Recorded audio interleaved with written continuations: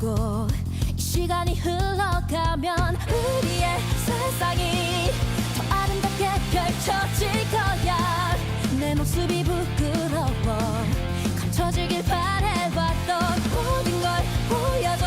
바다에 흘러있는 파도 속으로 떠나자. 손을 잡고 꿈이 반짝거리는 서로의 맘속에서 반짝이는 별처럼 떠나볼래. 푸른 바닷속으로 두근거리는 내 맘 안고 혼자가 아냐 서로가 있어 영원히 간직하고 싶어. 꿈만 같은 세계로 햇살이 가득한 곳을 향해 좀 더 가까이 날개를 달아 별빛 반짝이는 바다로 Let's go.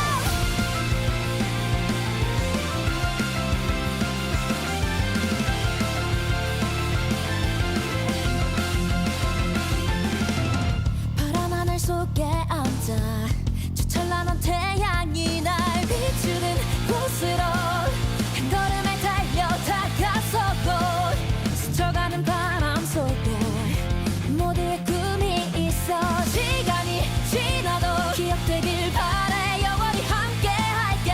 떠나자. 손을 잡고 꿈이 반짝거리는 서로의 맘속에서 반짝이는 별처럼 떠나볼래. 푸른 바닷속으로 두근거리는 내 맘 안고 혼자가 아냐 서로가 있어 영원히 간직하고 싶어.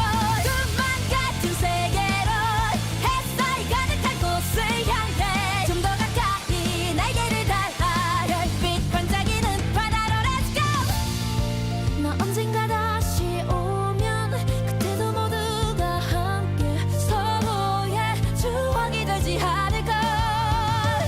다시는 돌아올 수 없는 모두의 마음속에 하나 영원했던 기억만으로 있어줘.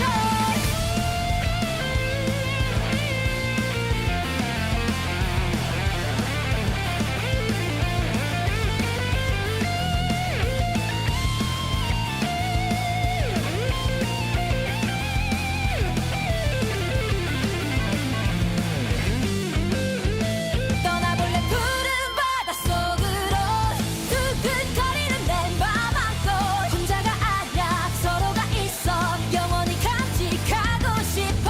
우리만의 세계로 햇살이 가득한 곳을 향해 소리쳐 말해. 우리는 알아 별빛 반짝이는 바다로 Let's go.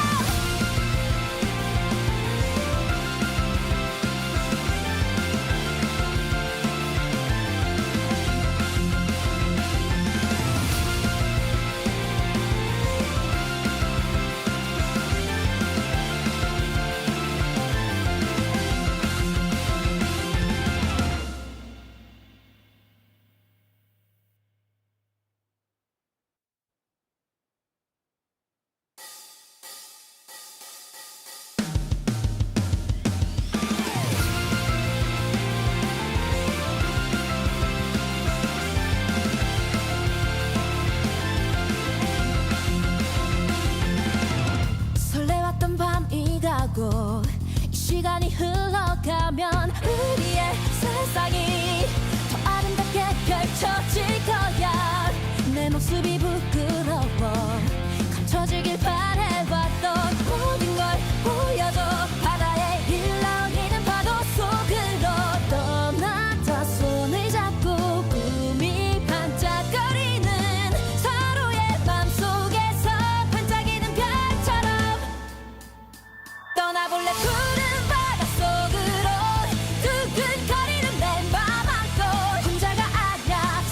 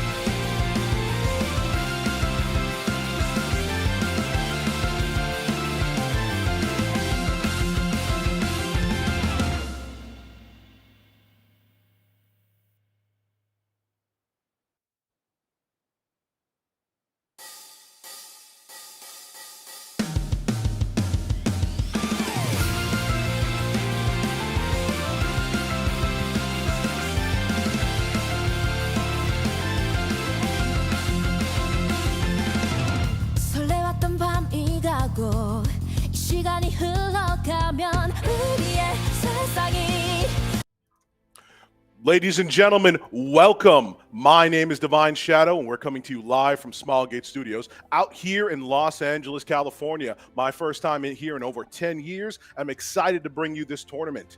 Now, I'm not going to be here all alone. I've got my best buddy in the world, Valky, here right by my side, a living legend. Why don't you tell him a bit about yourself? Ahoy, y'all. I'm Valky, also known as Uncle Valk, lover of pirates, shaker of hands. And I'm not going to be the only legend here tonight. Joined by us is Jenazad. Hey, what's up? I'm just a floating head here. Sadly, I can't be at the studio with the two of them, but I'm glad to be here, and thanks everybody for joining us. Yeah, Jenazad will be coming in as our speaking head over our voices, and it's going to be giving us a lot of information. And speaking of information, I've really got to tell you, this tournament is only possible thanks to our sponsor, Amazon. Now, you're going to be able to go to the Amazon Appstore. You're going to be able to download the Amazon Appstore on your devices. That includes Windows 11. That includes Android, as I just found out personally. And it's going to also include, obviously, your Amazon devices itself. It's going to give you plenty of chances to catch up to a lot of the higher level players as a new player, because those Amazon coins come at a steep discount. Tell us a little bit about that. You've been eyeing them. Maybe some packs you'd recommend to new players? Absolutely. These are some of the best discounts around for the game itself. And not only that, right this moment, we got these delicious gear packs, right? For the new players, these are going to be some of the best packs to catch up to some of these later players in the game. You got excellent gear, you got the golden sky stones, but most importantly, you got those mod gem boxes. Those are going to turn your good gear great and your great gear epic. Absolutely. Now, you'll be able to catch up and check out that page. Landing page will also be in chat, coming in about every 10 minutes, so you can catch up there. But we got to talk a little bit about prizes, because obviously we're having a contest. These winners got to win something. First place will be coming in with 50,000 Amazon coins, a treasure trove to spend on whatever packs you need. That's a lot of packs. Yeah, we're going through custom banners right now. Got an upcoming collab that'll definitely come in clutch. MLK Ron as well. MLK Ron, it's hyped for a long time. I'm hyped myself. I'm not even a K-Ron fan. I'm hyped. But you're also going to be coming in at first place with the Amazon Fire tablet. Once again, logging into the Amazon App Store, be able to make those purchasing decisions. And 3,000 Sky Stones, once again, bolstering your ability and your purchasing power in game. Second place coming in still at a very good 30,000 Amazon coins, 2,000 Sky Stones, and lastly, third place. We are going to be having a third place match later, but that's going to be 10,000 Amazon coins and 1,000 Sky Stones. So check it out. These people are fighting for real prizes, and at the end of the day, all participants, including for the next tournament, are going to be getting at least 5 leaves and 500 Amazon coins. So seriously consider signing up for the next one. It's worth it. It's absolutely worth it. But all right, there's that. So let's talk a little bit about how the tournament is going to be shaking up. We've got the bracket here on display, of course, where, as I said before, we're starting here in the semis. A lot of these people, I've been watching them. They've been fighting hard to get to this place, and they deserve their spot. So we're going to be doing Semi 1, Semi 2. Then we're going to have a little bit of a break, 5 minutes or so. We're going to catch our breaths. I mean, it's my first broadcast, seriously. You're doing great. Yeah. You are used to this broadcast stuff. Me, I'm going to need to circle the plane a little bit. But after that, we're going to be getting into that third place match, as we said, then straight into the finals. The semi matches, best of 3, the third place match, and the finals, best of 5. Please look forward to them. They're going to be exciting. So with that out the way, let's get prepped. I know we're going to be waiting a little bit for our first match here, but what do you think we're going to see exactly? Well, at this number level, one thing I've noticed, right, earlier today, just going through all of these matches, I'm so excited to see what type of matches we're going to get. These players started out maybe a little uncomfortable through some of these matches, some of them not so used to taking risks, right? We had that discussion as well, but seeing them get more comfortable in the draft, seeing them get more comfortable in a tournament setting, taking calculated risks, and some of them even baiting their opponents and punishing that bait. I'm just so excited to see where these guys are going for the rest of the day. You're going to need a keen eye and a commander's mentality to make it through this tournament. Speaking of commanders, I don't know anyone more deserving of the title than Jenazad. Tell us a little bit about what you think, my honorable captain. Right there. Well, the first thing I noticed is a guy named Bongs, but the second thing I think we need to pay attention to is this is a gold to master tournament, right? Yep. So we're going to be seeing a lot of different things, maybe unconventional things that you don't often see at some of the level of like Emperor Legend possibly. And I mean, when the next tournament happens as well, you might see a lot of interesting plays as well. But I think a lot of people probably studied up on some of the high-level plays, so maybe we'll see some of the popular picks, but maybe played a little bit differently than what we normally expect. We saw a lot of draft structures coming in, different play styles as well as draft genres. Lots of tank down, many tanks this season, and I think we definitely had a return to form with that standard going in. That's not making the Cleaver and me happy. Come on.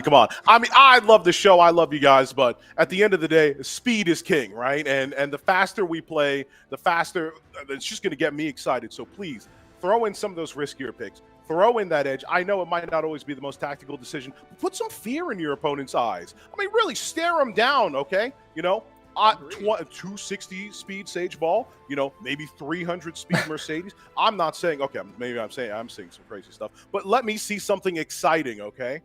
That's basically what we're out here for, right? I think, like Jenazad said, a lot of these matches at high rank, they're going to be very predictable. We already have a set meta. But with these guys, you don't know what's coming at them, right? You're expecting one thing, and then suddenly, boom, left hook, you're getting hit by what we thought was not going to give away any tech, but surprising res unit, right? Yep. Lots of surprising stuff here. Yep. As long as we don't just see Karina first pick every game. All right, but that's that. We're going to have to get ready for a little bit in these games coming up. And as I said before, I'm excited to see what these players have for us. I'm more than excited, actually, to see what these players have for us because they've been storing and pushing forward some interesting new tech. I think right here, we're going to see the development of something new in Epic 7. And we'll get into that match in just 3 seconds here. And live with this, we're ready to go in. We've got Bongs versus Saving Jay. Yeah, we saw in that match earlier, Saving Jay is one of those players that I'm really excited to see. And with that excitement, Lua pre-banned something you would expect, but also Leica. How do we feel about that? Leica's a bit interesting. I think it's because of the Emil Lilius first pick they're going. They didn't want a character that could outspeed and possibly just stop them from doing anything.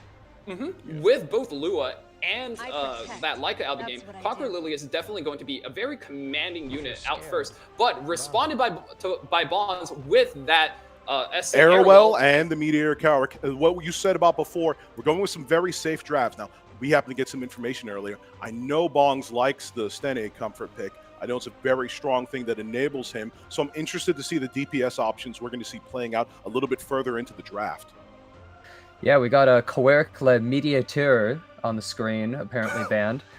Picked, And Saving Jay is probably going to go for a really aggressive team.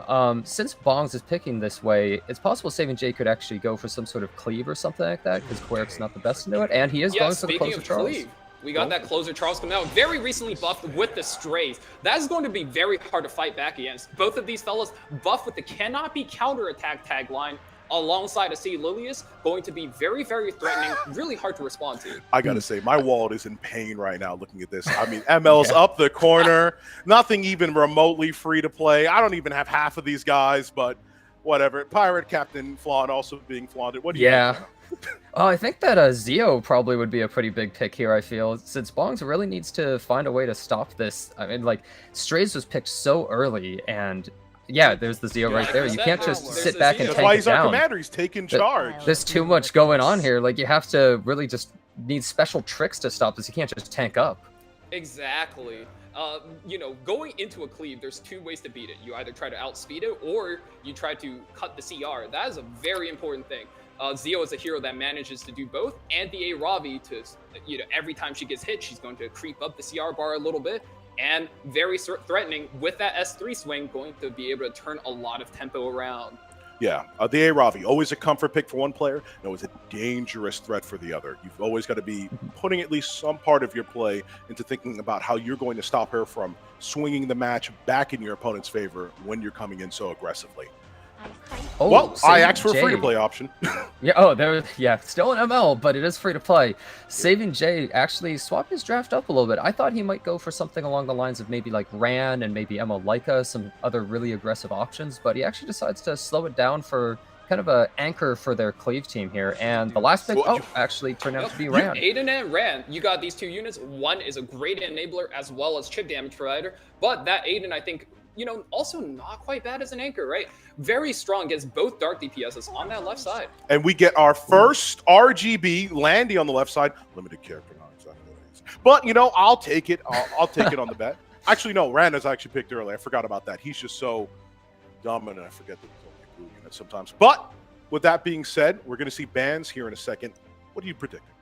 I want to say probably Zio. one of the openers. See Lilius, Rand, yeah, and like Jenna said, Zio out for the left side, very easy. Yeah, Zio definitely. I feel like it's got to be easy for right side. Oh. Left side picks. Oh Actually no! Takes out the Airwell. I think Saving Jay just says, "Well, you can't stop all of my units with Zio," so he just decides to get rid of the mitigation. But I'm not really sure if he'll be able to break through it with Zio stopping a fourth of his team. Let's see what Batman, happens. time go and time go. We will getting into the game. Zio taking that first turn. Naturally. And he's going to be taking an aggressive action here. He's going to be silencing somebody, hopefully. I mean, unless he misses. But we're going to have to see how that plays out here in a couple seconds. Only 3 seconds left on the See turn. Lilius or Closer Charles. I think both are viable options, but which one does bongs go for? The king is out. Commander, he could have also been a commander himself. Yep, it is our commander. Yep. No Conqueror Lilius out. Closer Charles just going to slam the S3. No counterattacks coming in. CR pushes everything up and attack up coming in. Yep. This is definitely, he definitely played this out here to get the option out, push the strays up. That's going to be a lot of the damage. What are we going to hit here? It's going to be the Landy. Sitting there, nice and pretty. No guiding light from what I noticed. So she's a completely vulnerable target, blown up instantly. Did not have the tank to survive it. Invincibility on the rest of the team. Speaking of invincibility, I mean, this man was about to give it to himself. He's going to give it to himself with this, yeah? We're going to have to see which unit this strays kills. And it's going to be the A-Ravi. That is a big blow dealt to Bonds. Yeah, this is not the kind of position you want to be in. I mean, not too many options here. Mediator is a great character. He's got a lot under his belt, but I don't know if he's going to be able to clutch it out with Zio down there. Yep, Mediator strips the invincibility off of the strays, but not going to matter much because C. Lilius pulls him in for the attack. Now the DPS is dead. Bongs left with that Meteor solo. And even the Gab on his side. Strays is coming back in with the S2. That's going to cut straight through. Holding on with just the tiniest bit of HP. Pushed up by the Warhorn. He's still giving it his all, but I think most people watching have pretty much already given up. Yep, and that'll be the final bird song for him. He's out. Showing he's not scared. You know, if you're scared, run, and run he will not. First win going over to Saving Jay. That was such a quick round. A lot of these games before this tank down, as you said before, a lot slower. We came in with a cleave because we said we're here to win and we don't have time to waste. Yeah. No, I said that was the furthest thing away from the tank down we could be seeing. Yeah. And I'm glad we're getting these games. These teams are going fast and fun. Yeah, absolutely. So I'm looking out now. I'm seeing that we're waiting a couple seconds. Tell me, what do you ban after a match like that? I think the important thing is knowing your opponent can't cleave. In the pre-ban phase, you're looking to knock out one of their premier opener options. We see Bongs banning out that Rant. Maybe you just take out the Rant early. Maybe you do the flexible thing and you just take out his C. Lilius. Exactly. Yeah. Those are definitely good options to see there. We're gonna see and maybe Zio ban from the other side. Maybe, yep. That definitely was one of the stronger options. One of the only ones that were able to stop that cleave. I'm interested in that, but I'm also interested in this.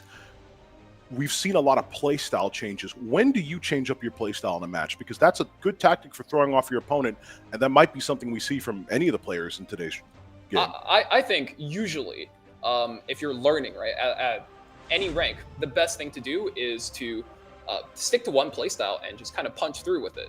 But what you can always do, and it's always an option, is to, you know, like you're playing rock, paper, scissors, bump, and I'm gonna switch it up on you. And speaking of switching it up, we have Spectre Tenebria often that first pick, a pick we commonly see in that switch up playstyle. She can play standard, she can play aggro, cleave, and even tank down. Yeah, but Belion's still up actually. So I find that to be a little strange that he just first picked it so boldly if there's such a big counter to it. And Saving Jay is also a cleaver, so he might just go straight into it. Yeah, it's not going to deter him that much. But as I said before, I've watched some of Bongs' matches before, and Stene was a comfort pick, something he likes to go back to, something he feels very strongly about.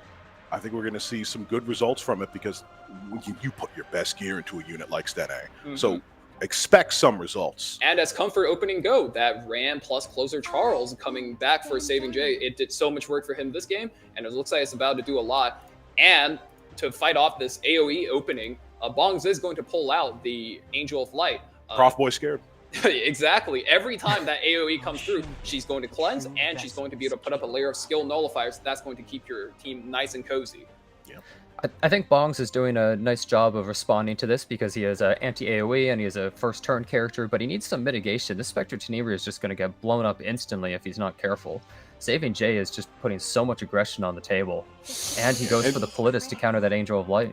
Oh, that is the exact type of pincer you would like to see, though. And the Caesarea. This is such good drafting coming from right side.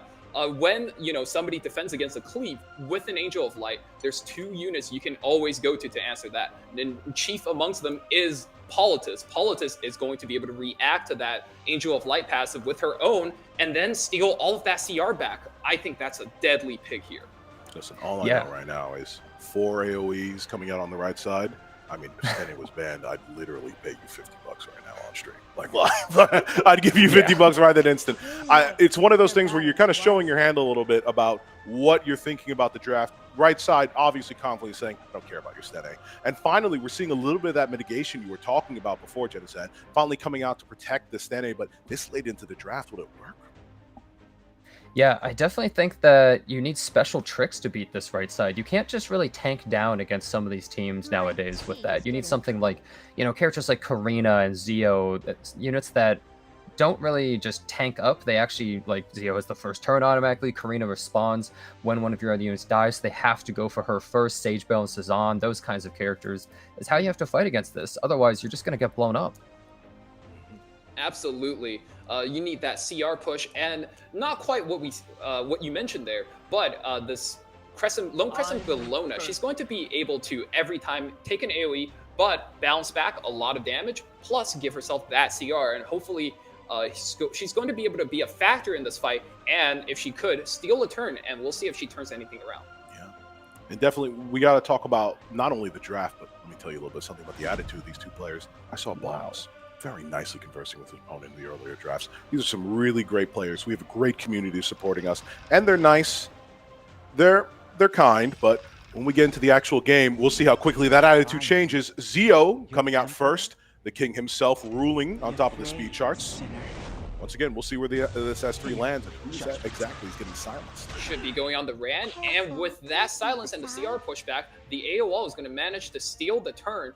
As good as this turn steal is here, I want to see if Saving Jay has that secret edge, X factor to him to be able to still break through a cleave fight, even when he doesn't get that first turn. Yeah, I mean, with this S3, right side's looking like a choir off key, absolutely silenced, unbuffable, put up on the whole team. But we're going to get the response, obviously, with that non-attack skill. Let's see how much it does.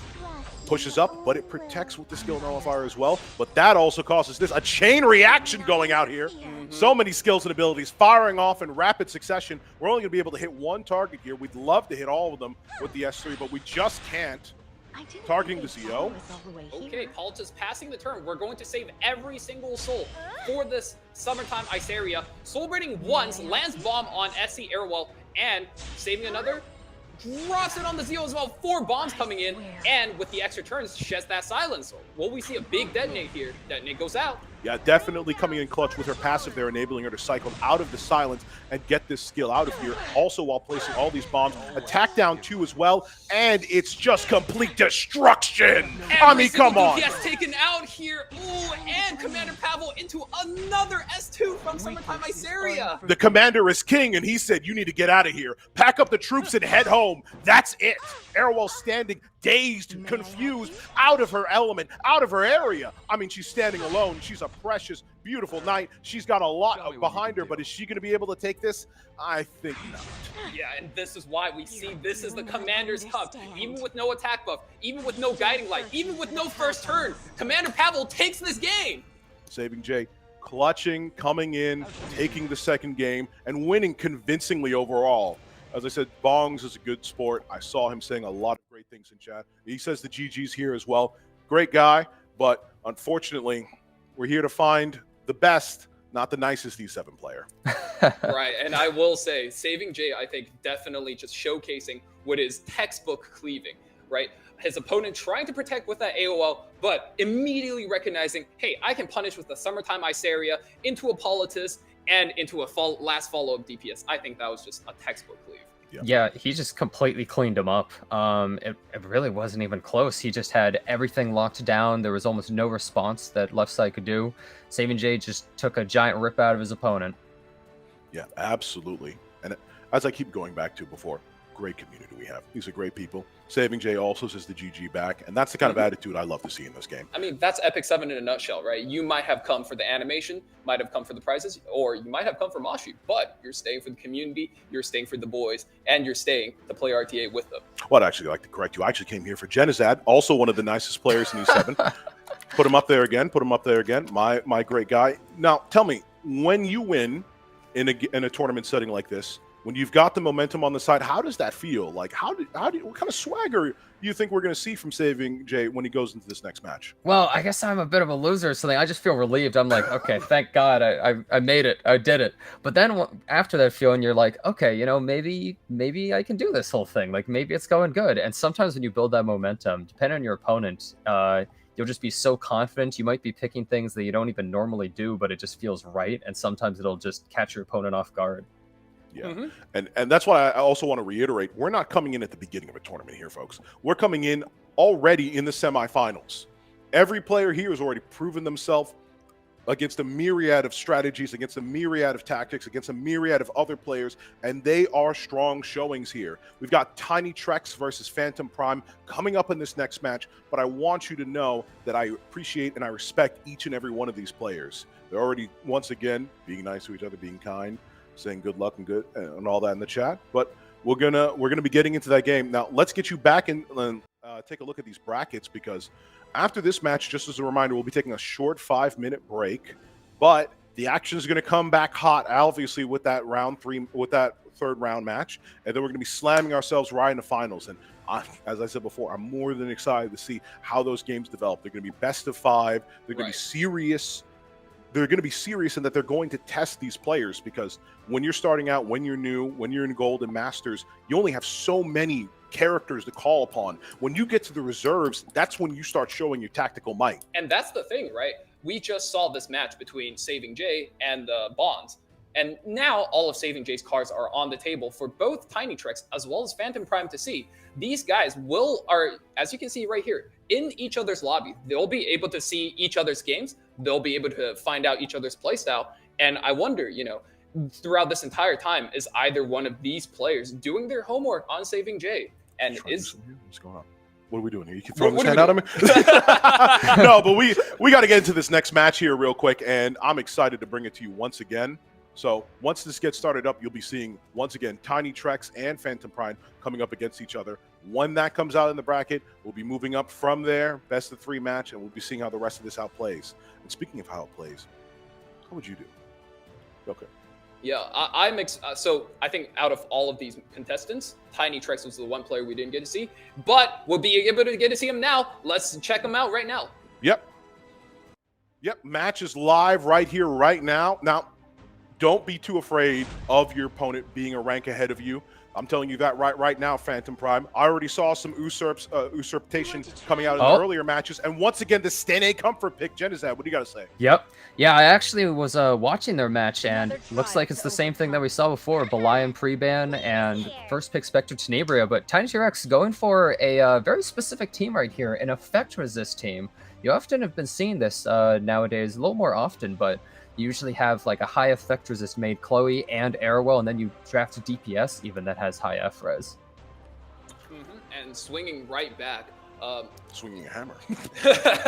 It's such a classic strategy, right? If you're not afraid of your opponents playing fast, and this had to have been Phantom doing his homework a little bit, saying, you won't cleave me. I'll take out the Belly and first pick Steny, and wow, going for the Mediator into the Ran. Very, very ambitious pick into a very defensive opener that Trex is going. The Ran pick is a little bit interesting here. Keep in mind, stuff like Emma Lilius and Belian are the 2 characters that are banned. And Phantom is going into an effect resist team most likely, so he does have a book from the likes of Spectre Tenebria, and now he's going with Asteria. He's just transitioning this completely into a cleave team. Yeah, I mean, you already saw also left side, like, DEFCON 5, all alerts going off with the Karina and the Bologna pick, and even the Edward Elric. We saw the cleave, we saw it set up, and we immediately started preparing for it. We're gonna see Trex definitely has done his homework, and he's ready. Last pick Ed coming out super fast, almost an immediate post ban. So he's ready to fight this right side. And I wonder, does right side, even if he's punching up a rank, which we've seen him do before, can he break through? Yeah, I know you talked a little bit. Oh, yeah. We're all shaking hands, agreeing to ban the Sahawk on the other side. They can't even see us shaking hands. Oh, they go straight into it. Yeah, but we're going into the game right here. Last pick banned out for each side, and Ran, as nobody surprised, would take that first turn. Yeah. Now, we came into the game, Rand's S2ing up. Silver Rain also going to be giving the attack buff up to the CC area there, naturally. Let's see how this cleave goes for him. Can we strip? Can we get those critical defense? No, we can't get any of it! And yeah, going through a Bastion of Hope, just everything's going to be resisted. And only landing one bomb. Oof. But that bomb might be critical, and it might be key. Let's see what else we can get. The Soul Burn comes out. It misses on top of the resistance. Are we going to try again? We got the souls for it, but no, we just play it safe. Let's get those stuns out. Let's see what we can do. Get this counter unit stunned up. And, it's time for our girl Spectre Tenebria to do the work. Yeah, I'm going to keep a track of this. 2 counterattacks so far. See? And hitting back with the S2, doing her job before she gets stunned out. I mean, that's a champion. That is, right? Putting up the attack buff, a little bit unfortunate that... Well, not actually unfortunate, because Silver Rain already gave us the attack buff on both those units, so didn't actually change too much, but things might change right here. We got Spectre Tenebria up on the board, and she's going to be soul burning.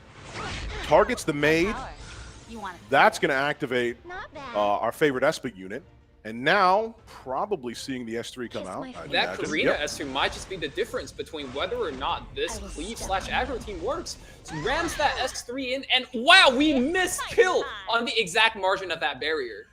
We really wanted that. We not only wanted that, we invested resources into that, and it's a darn shame not to see it come out. And speaking of coming out, Karina's going to be slamming back on down with the S3. That damage is going to splash out. Let's see how much it does.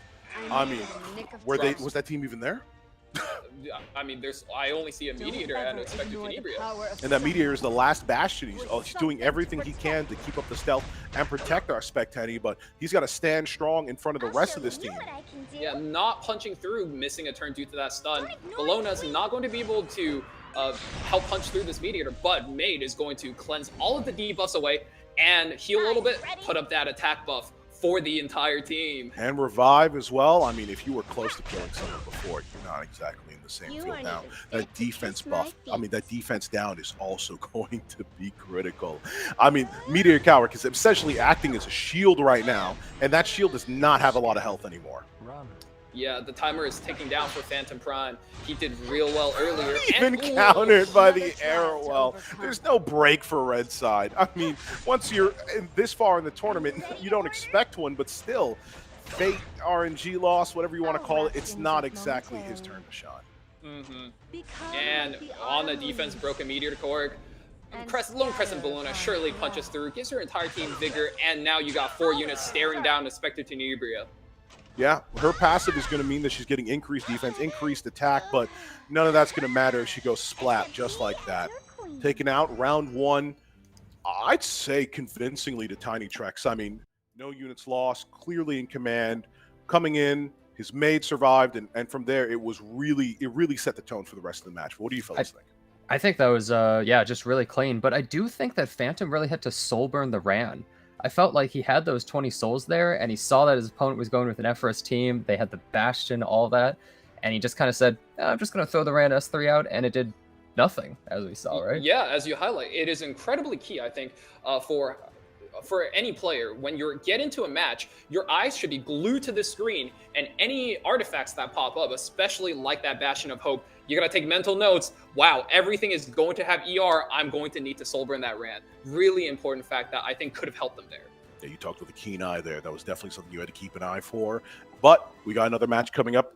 We have the chance to fall back, make improvements. We don't make the same mistake twice out here. Not if you want to be a winner. And first pick is going to be going to Phantom Prime in this draft. Let's see how it goes. Well, we might see a Ran ban come out or something along those lines. Just, if they want to get rid of some of the aggression, and I think the other side might get rid of either someone like Arrowwell or, they actually, okay, Karina, Spectre, Tenebria. Maybe Phantom's going for another cleave kind of team with this. That's what I do. They removed the most clutch hero on both sides. Karina protecting that mid Chloe, as well as Spectre Tenebria being taken out for the only unit that was just kind of anchoring that draft to the ground. And first Slowing pick the match Airwell down. coming away. First pick Airwell, and in response, another light unit coming out. The maid is here, everybody. Celebrate a little bit, because she's going to be doing exactly what she did in that last match, but she's not going to be doing it alone. She's going to be coming in with Apocalypse Ravi. Now, I don't need to tell you about Apocalypse Ravi. If you're here, you know, she's well geared, striking fear into the enemy's hearts, and that is what she's there for. The revive, the damage, the push-up. I mean, if you want to cleave this girl, go ahead and try. That's a pretty early Bologna pick, but she's a relatively just safe and secure unit, but she's not very good until the likes of Aiden, possibly. So I don't know if Tiny T-Rex is going to try and prioritize something like that, but there's a lot of characters we haven't even seen, like Bryceria, Flitica, those kinds of characters. So we haven't really seen anything fast. It seems to just be a much slower match, and the Alencia actually coming out is a little bit interesting.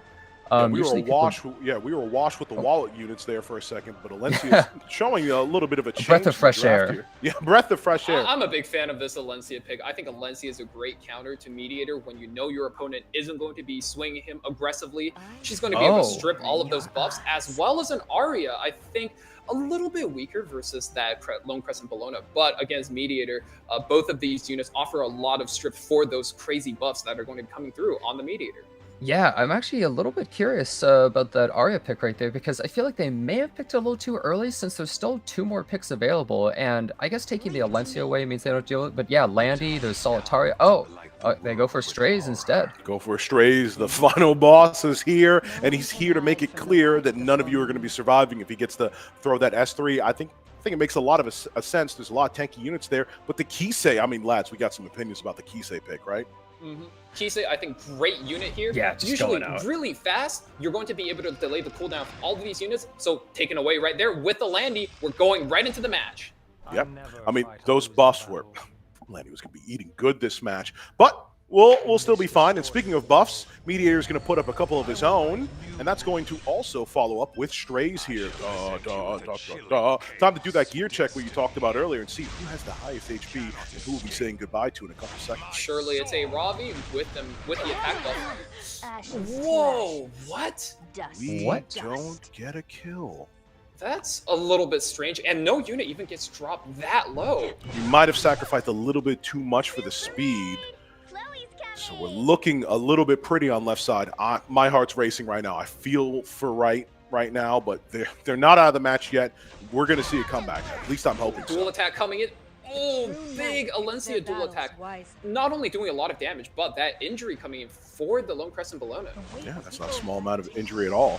Speaking of which, it seems like he also noticed, and he said, yeah, might want to calm down with that a little bit. Throwing out the stun towards her. You fool. Following up, Arya is going to be here. Snap the S3. Let's see what we have going on. Yep.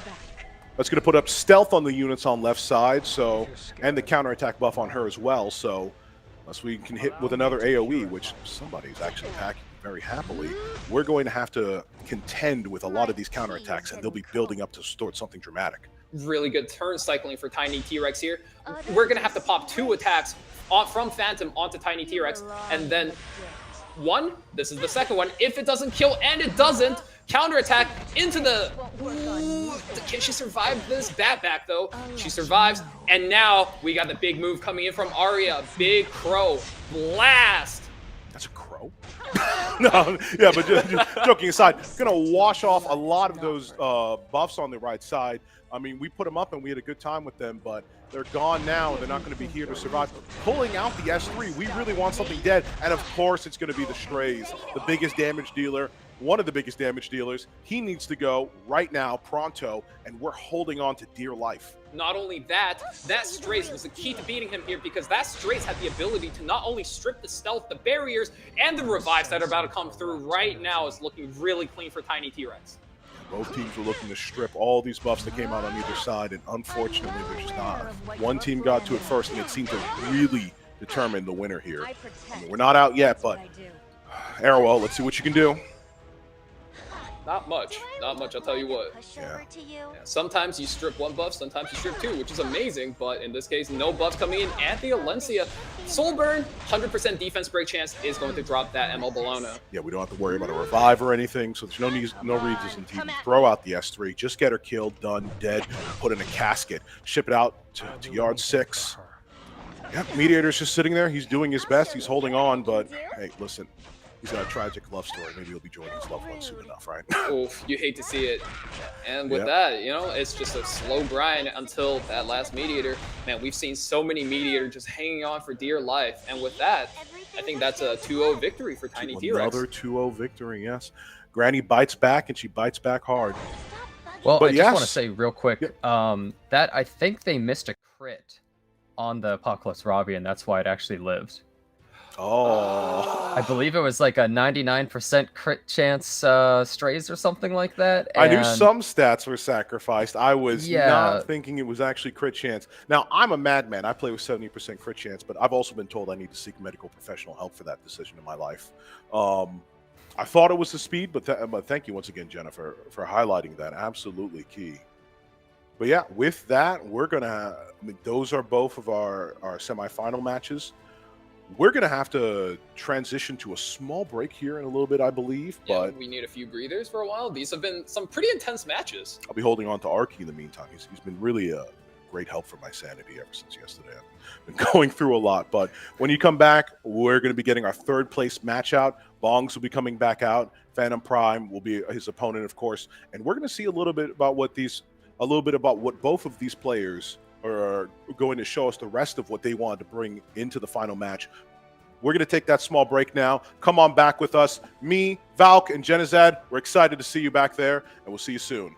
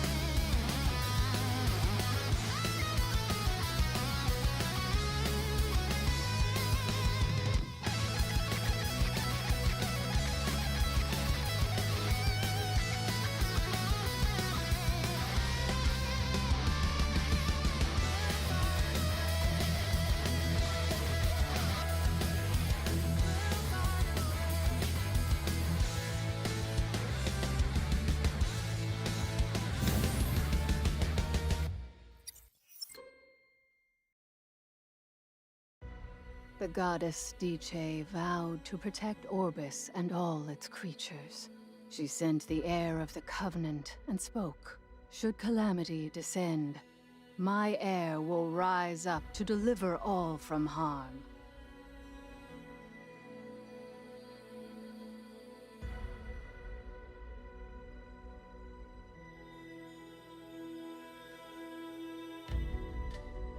The goddess regathered the pieces of her fallen world, and she spoke once again. Arise, it does not end here.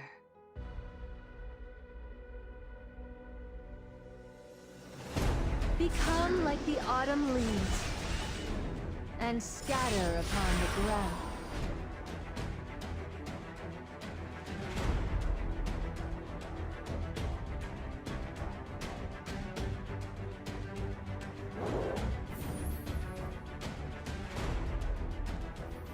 I'll give you the show of a lifetime. Watch me now, darling. Achieving absolute mastery with the blade. That is my one and only goal in life. You should be proud of yourself, if you make it out of here alive. All living things shall meet an equal end at my feet. I will erase them all for a world without fault.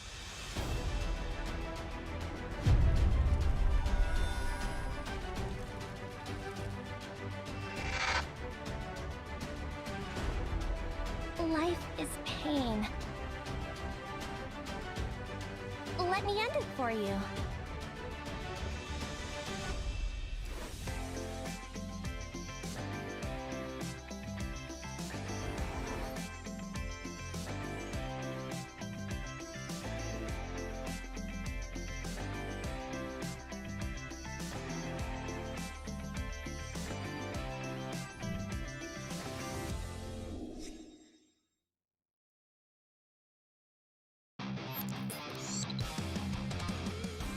I see. Summoned to another world. Well, if this is my fate, then I guess it was meant to be. I am Ava. I am your personal automaton. Please, give me your orders. Oh, hello there. I'm not some hotshot mage or anything, but it's nice to meet you. But you can go me, Snow. Hey, is it just me or is it way too hot in here? I am Stella Vargo Rosenley Ivanez, Princess of the Kingdom of the White Falcon.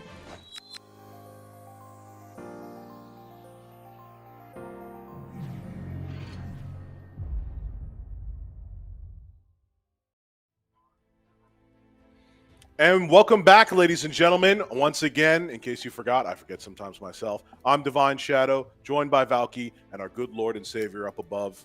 Pray for him. Jenazad is still joining us. listen. I'm just a floating head. You'll just be another average guy leading a California cult, okay? I've heard there's plenty out here. You can just start your own little faith, little religion, get it going. And you can use Amazon coins to donate to his foundation. Okay, yeah. But Amazon coins. Amazon coins will get you what you need. Speaking of which, we need to get you into the bracket here in a couple seconds, looking at what is going to be coming up. As I said before, we saw Bongs, we saw Phantom Prime. They didn't win, but they still have a chance to win. As I said before, 10,000 Amazon coins, 1,000 Sky Stones, a little bit of pride and honor is on the line here. You two, tell me a little bit about that. What would you do with that much Amazon coins? Well, for me personally, right, I'm going to be refreshing a little bit of that secret shop, ML bookmarks for MLK Ron, Covenant bookmarks for the upcoming collab, as well as 2 gear packs for the current gear pack we have in the shop right now. That seems like a solid strategy. And speaking of which, Jenazad, you've seen the strategies developed so far from these players. Bongs, Phantom Prime themselves. What do you think about them, and what do you think we're going to see coming in this next match? I mean, we saw Phantom Prime, right? He's going real aggressive. So Yeah. I think we're going to be seeing a bunch of that. We've seen a surprising amount of aggression and cleave here. I thought there would be a little bit more tank down, but it seems like people are trying to go fast and either win or die quick, right? Yeah. We got to watch quite a bit of matches earlier today. Tanks are in season. Tanks are doing great. And we thought we were going to see way more tanks, slower matches, run these frenzies, but with the only things we're running are these fists. Look, these guys punching each other back and forth. You guys put out the cleave. I can only approve, okay? Ross approve. Keep it coming. Keep it fast. Keep it fancy. And speaking of which, we're going to send you into this next game in a couple seconds here. Once again, between Bongs and Phantom Prime for the 3rd place here. And after that, we're going to be bringing you the finals in which somebody is going to be coming home with 50,000 of those Amazon coins we talked about earlier. Directly Quite for the MLK prize. Ron. Yeah, directed towards MLK Ron, definitely. I mean, did you see that design? Man, the designs are one thing, but that S3, man, call me a fan. Yeah, I can't comment on that personally myself, but I can tell you that I am a big fan of not only his attitude and his looks, but just getting the return to the fans. Now, all we got to do is hold on for support model Brennis, right? It's the last bastion, boys. Just keep it holding, keep praying. Every Keep time praying. someone brings it up, it gets pushed back another month. We're looking at about 50 years. There's somebody on the list just throwing it out overboard. Just But how does it go? Hey, if somebody out there has an eye on her, make sure to contact Landy right away so we can all have her. Yep. But with that, we're getting into the match we were talking about earlier, and it started. Once again, I'm excited to see this. Let's see a quick first pick. But let's even see quicker right now. These pre-bans should be interesting. Oh, As you quicker said than before, Brynus. Yeah, as you saw before, these players have some information on each other now that might possibly change what's going on here. You don't usually see, target bans down in gold, but this isn't exactly your average gold match. Speaking of which, Zio and Lua coming in. Lua, you would expect, but Zio, that's definitely a target ban. What does that say, Jenna? Well, I mean, obviously wants to go real aggressive. I think that they really should have been watching each other's games, I hope. So knowing that you're not going to pick something early that's vulnerable to how your opponent likes to draft, and taking the Emerald Lilius, I think, is pretty secure. She's flexible into almost every possible team. And Phantom going for the Spectre Tenebria when Belian open, a little bit risky, but we know he wants to go really aggressive. So we'll see if Bongs decides to match that aggression. Oh, he decides to take the Belian. Yep, speaking of that, Belian comes out. That is going to not only be reach, but if your Spectre Tenebria is on Tagahel's Ancient Book. Come on. 99% of the times, right? Unless he did Value the quickest denied. gear check in the history, yeah. But speaking of which, we've got, can't always say speaking of which, but I got to throw it up to our main lady, Lone Crescent Bologna. She's going to be coming out on the left side. I'm not exactly sure what her placement is this draft. Could you catch me up a little bit here? Yeah, so Belian and Lone Crescent Bologna in particular has been kind of popular tonight as the AoE reach into Steny. So is Belian, right? But ML Bologna punishes AoE, so you take both of these units that are not only synergistic here, and they stop each other from being punished. Closing a hole in your draft. What do you think of that, Jenna? Oh, well, Phantom Prime here is just going actually kind of tank up. It's not really going that aggressive team that I expected. But the Spectre Tenebria into Belian, a little bit risky here. Is Bongs going to make the aggression go even higher with these last two picks? Go for something like, I don't know, for instance, like even Ida or something, just really aggressive? Or are they going to slow it down and try and tank up against this team? Because, they have a couple units that are decent against the Spectre Tenebria, and they could still pick things like Landy. Stealth, not really any reach for Phantom Prime to be able to possibly hit it. But also the Destina instead.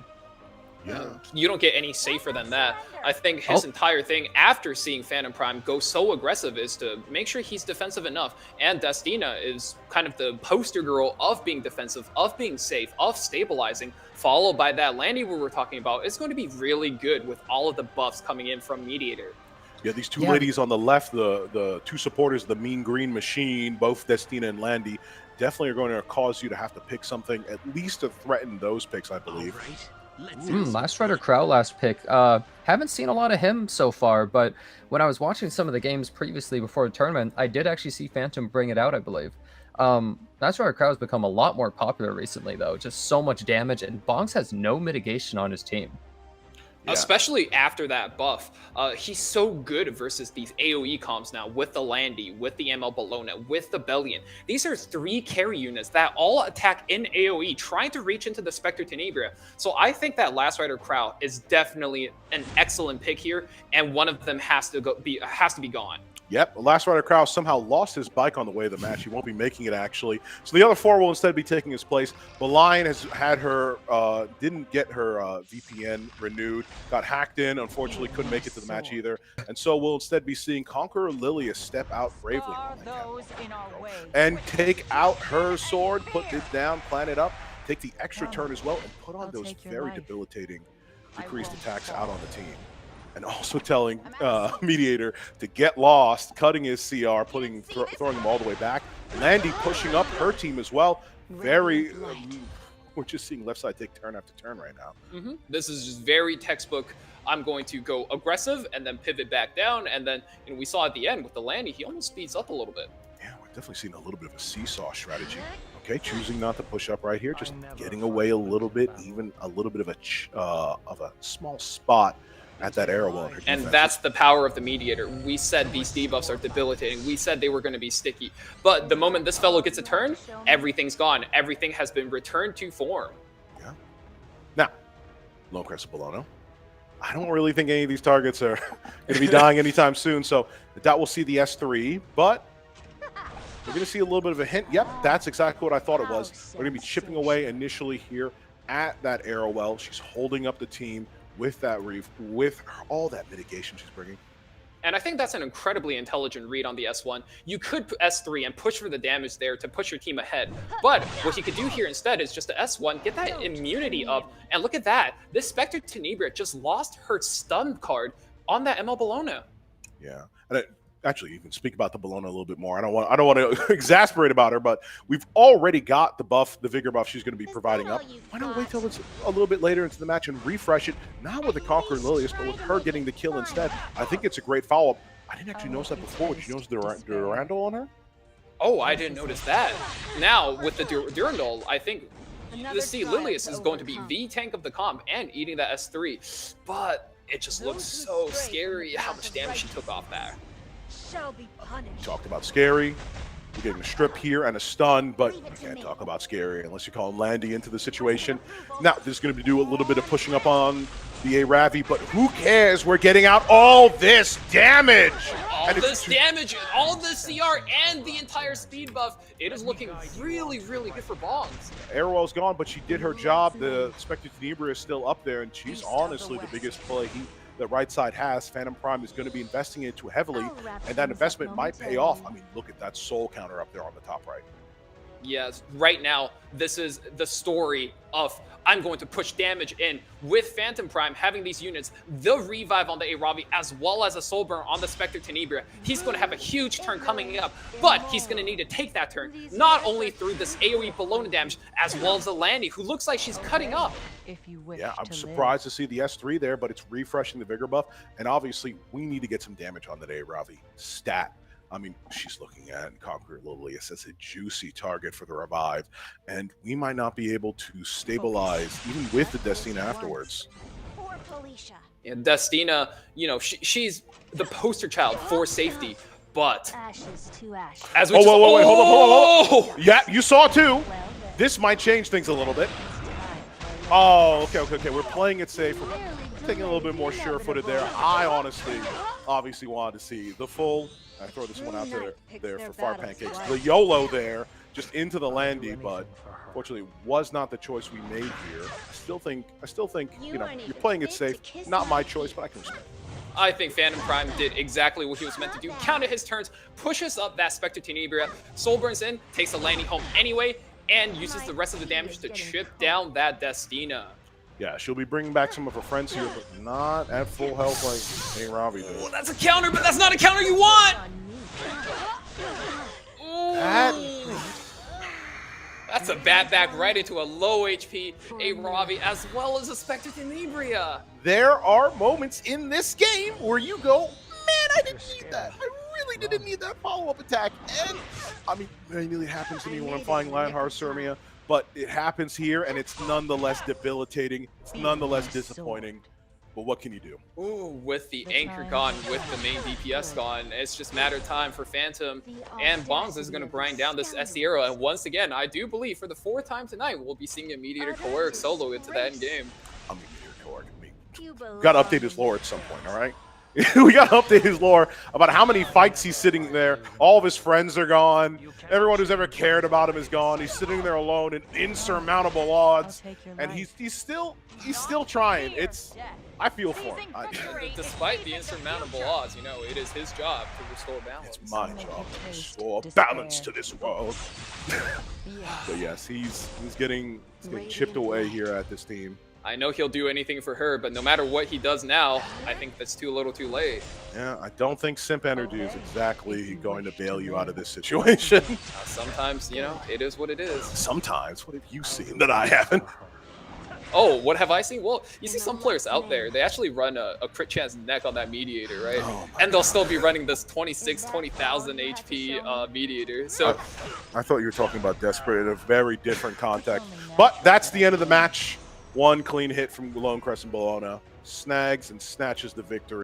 One to lead up for bongs on the left. And just a reminder, these are best of 5s. We'll be seeing plenty more games from them. And what do you think about those future games, Jenna? Well, I think that Phantom Prime's team looked really good there, but leaving up that Landy, you just can't do that. You had no reach, and even though she unstealthed there kind of close to the end, it was too little too late. She had already done the damage, given way too much support to Bong's team there, right? I think that's just a little bit of that EXP diff, right? Sometimes you got to recognize, hey, if I slam this Landy, right, I will have those souls later on my Spectre Tenebria to all in that ML Bologna. It's just a little bit of growing pains, and you know, we've seen these players conquer some of that coming into today, going through the day, and hopefully closing out the night, we'll see them grow into their potential even more. Yeah. I mean, as I said before, some of the people at home may not remember this, but you came into this tournament in the semifinals. These people have proven themselves. They've got the potential. We're only seeing a little bit of that in this short tournament, and it's something to be excited for. I've said it before, and I'll say it again. These are the kinds of players that become the threats. The people like you, not me. I'm still down here in Masters like the little curtailed little demon I am. But that is what it is. Now we're getting into the next match here. Draft should be starting up real soon.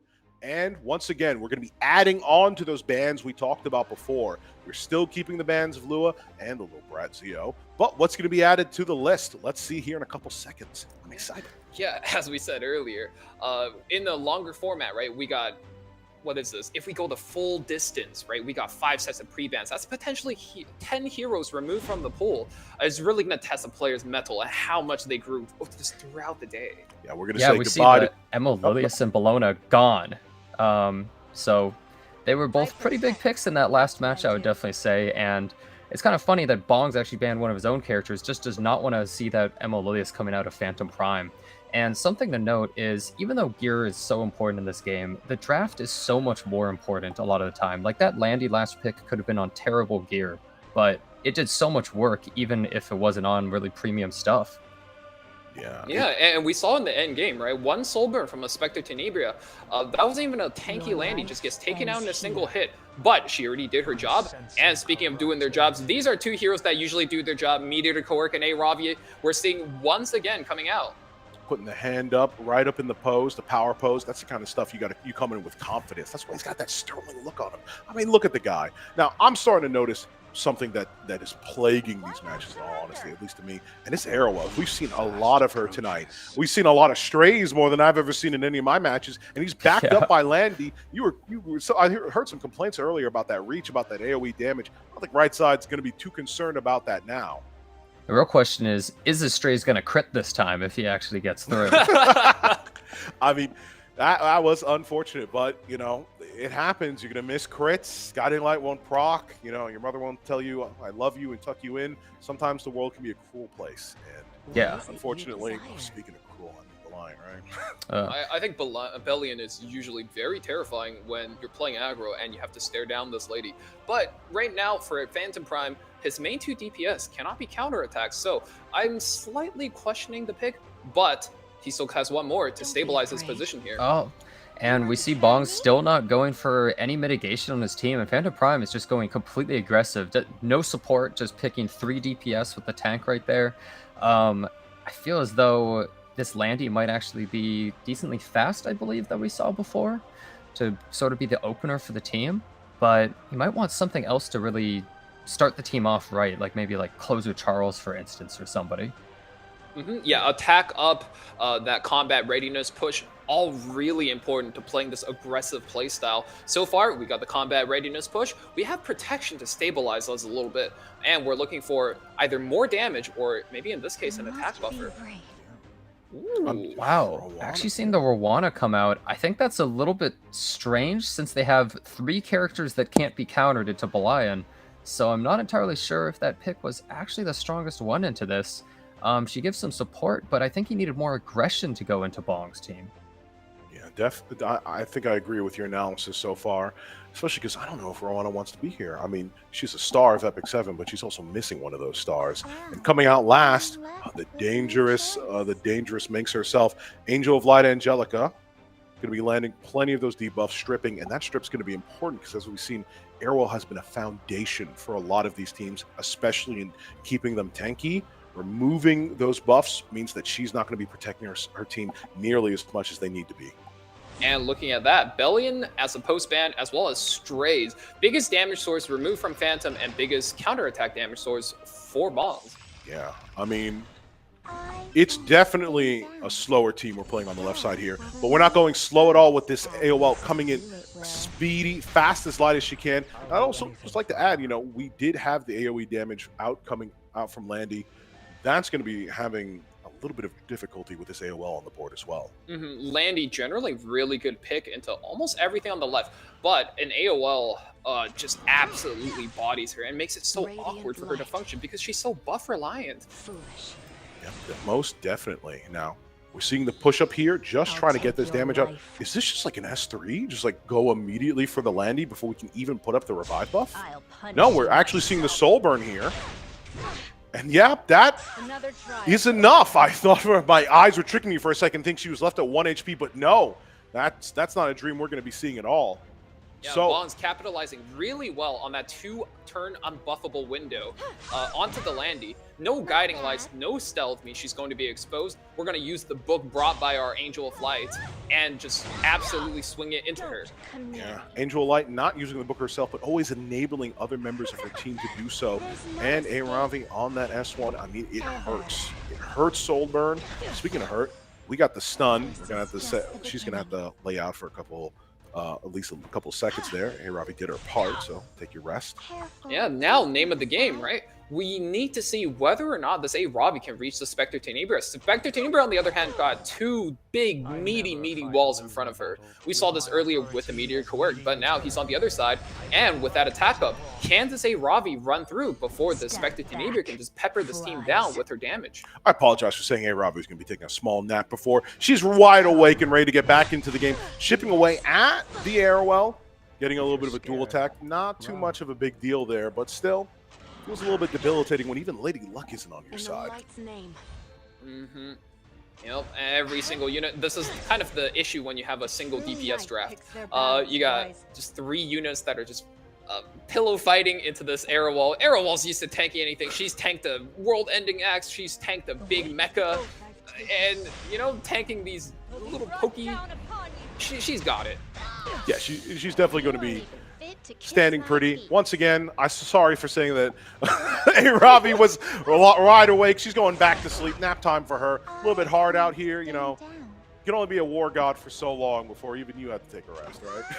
And I think the key there was Phantom Prime was able to hold that SC Arrowwall S3 until that Meteor went out, and now strips all the buff, drops the stun, and he buys himself one more rotation from this A-Ravi. Now, something we haven't talked about yet, because these matches have been fiery, they've been fast, and they've been my personal favorite. We do have to consider that as the match goes, we're going to see ramp-ups to damage, we're going to see a decrease to effect resistance. All these tanky stats, even those barriers, are going to be not as effective as we get through the match. Battle Frenzy is going to be building stage after stage. We're only at 10% attack right now, but it's going to be big. And then once again, I'd like to highlight those barriers that you see all over on the left side. They're going to be taking substantial drops throughout the match. Yeah, barriers both sides, heals both sides. You know, that's all relevant, right? Because, what is this? Roana's got that heal.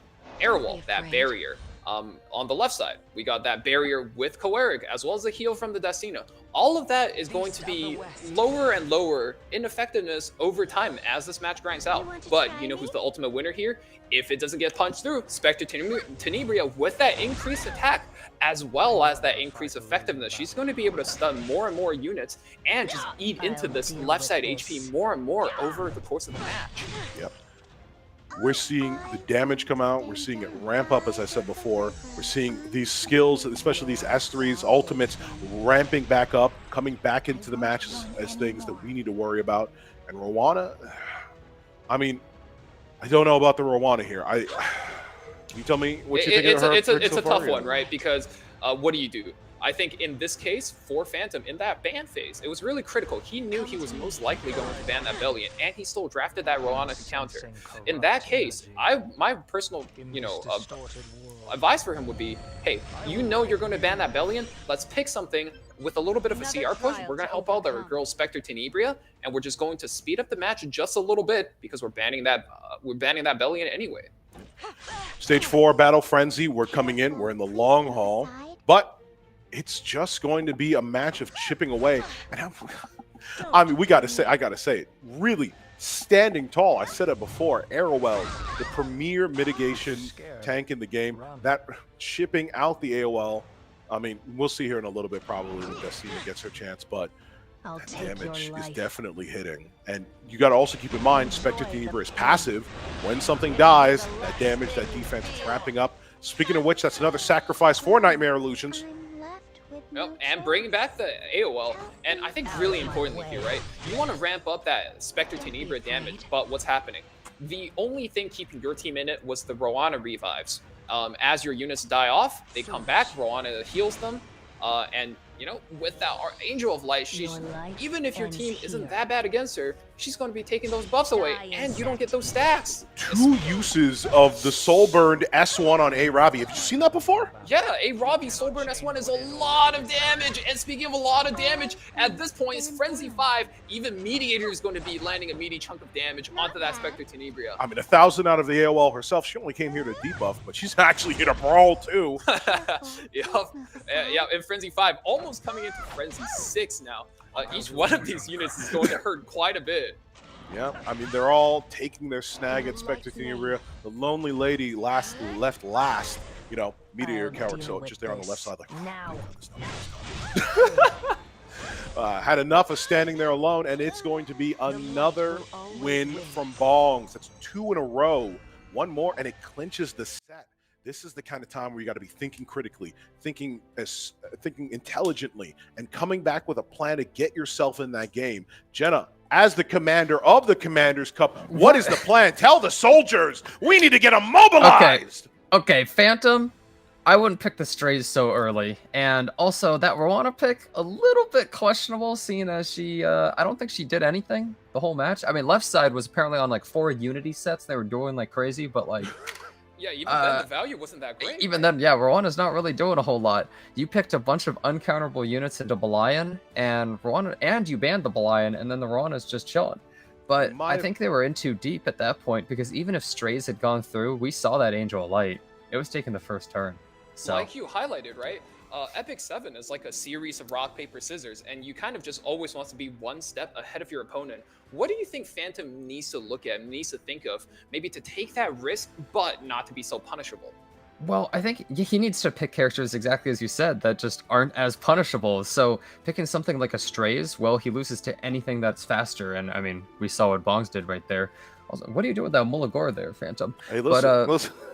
Phantom? I'm playing the game? Oh, sorry, not Phantom. Oh, sorry. I apologize, Divine. It's okay. We're going to be seeing Phantoms play here in a couple seconds. We're bringing you into the next match, hopefully not the last for Phantom. I'm ready to see him bite back and hit with the kind of strategy that solidifies your place standing at the top. Now, we've already got the bans from the previous games. Once again, Conqueror Lilius, Zio, hit me with the other 2.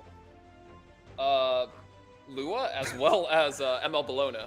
I was thinking over there, I'm thinking deep in thought, right? What can Phantom do to kind of swing himself back? He seems to really like that Spectre Tenebria, even picking her into the Bellion last match, right? I think for him, if he likes it so much, ban the Bellion and then just proactively pick her. That's a very hard to punish DPS. Yeah, I'm a little surprised by these bans, actually. I thought we would see like maybe a Ravi or Spectre or something like that, and there's another Arrowell.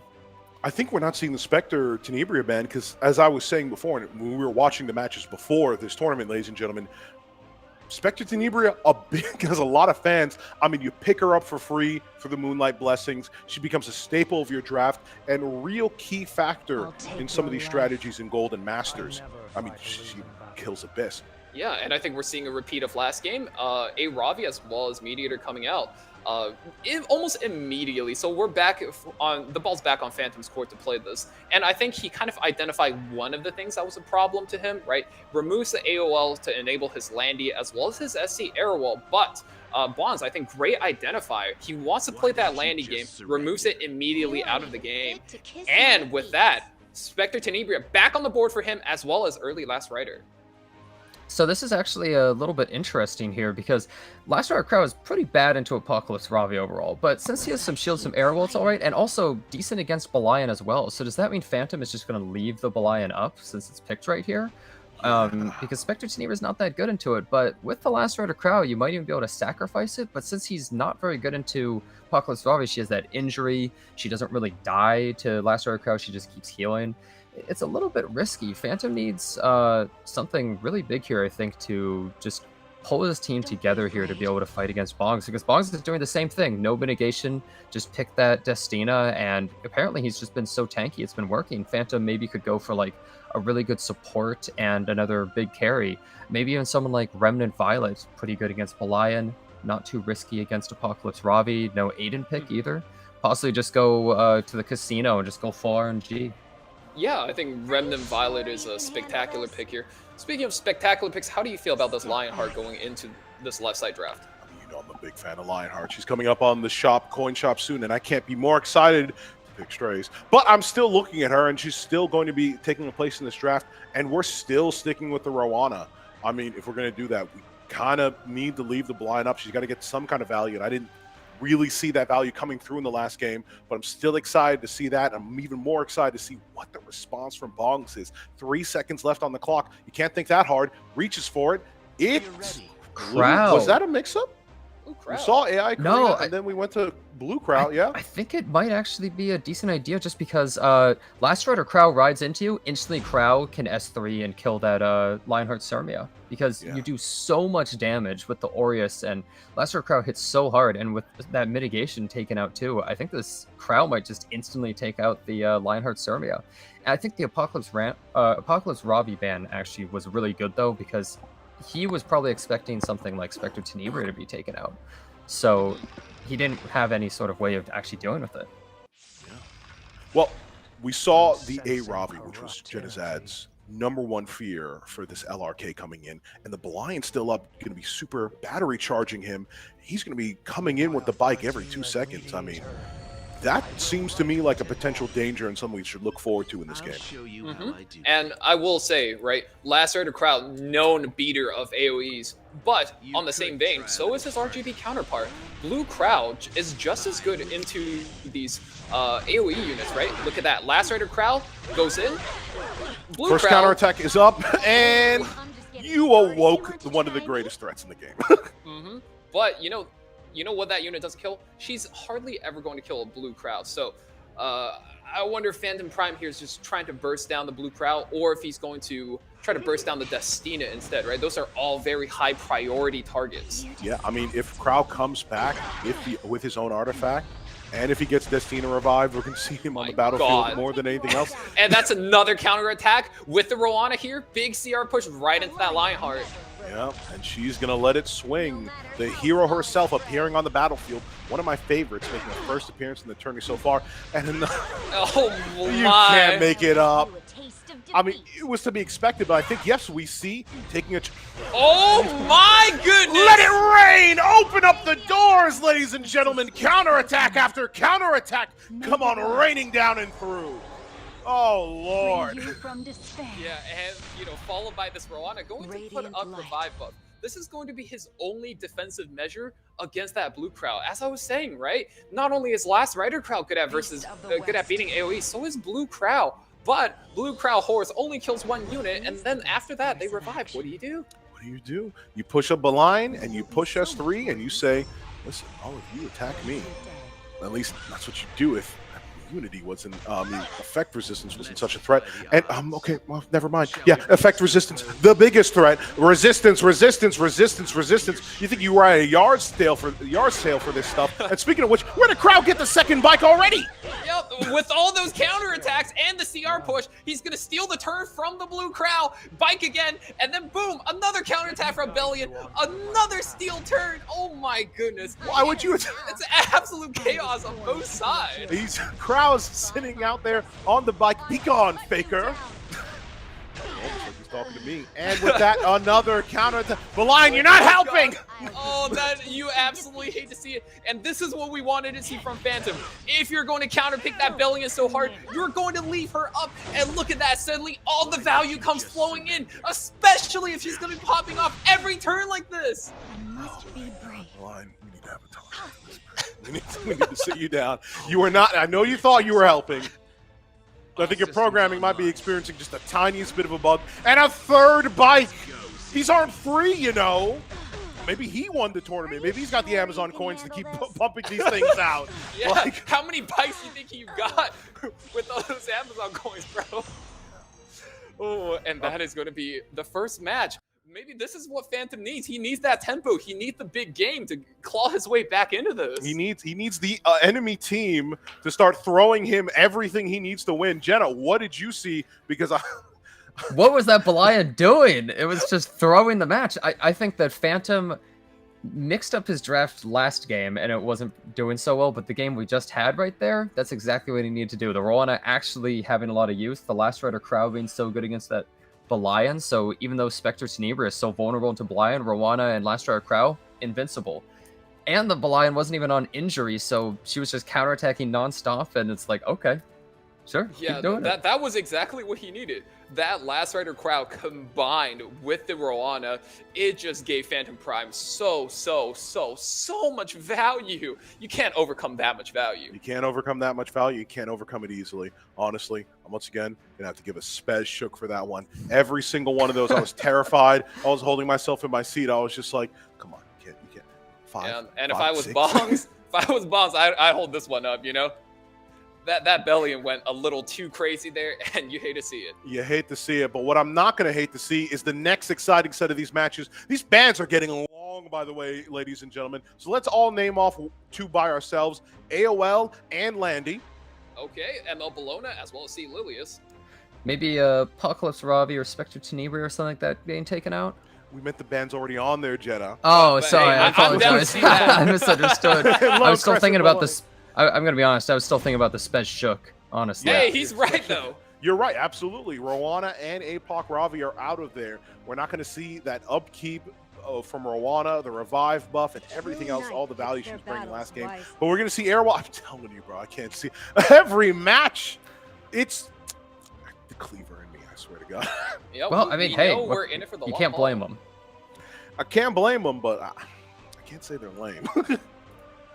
They're just Yeah, so I was- good. I would say normally in one of these longer set matches, and I don't know about you fellas, but this is definitely my favorite. So many pre-bans means these guys got to make their adjustments. They got to adapt on the fly, and The game's you know, way harder. we're seeing micro changes, right?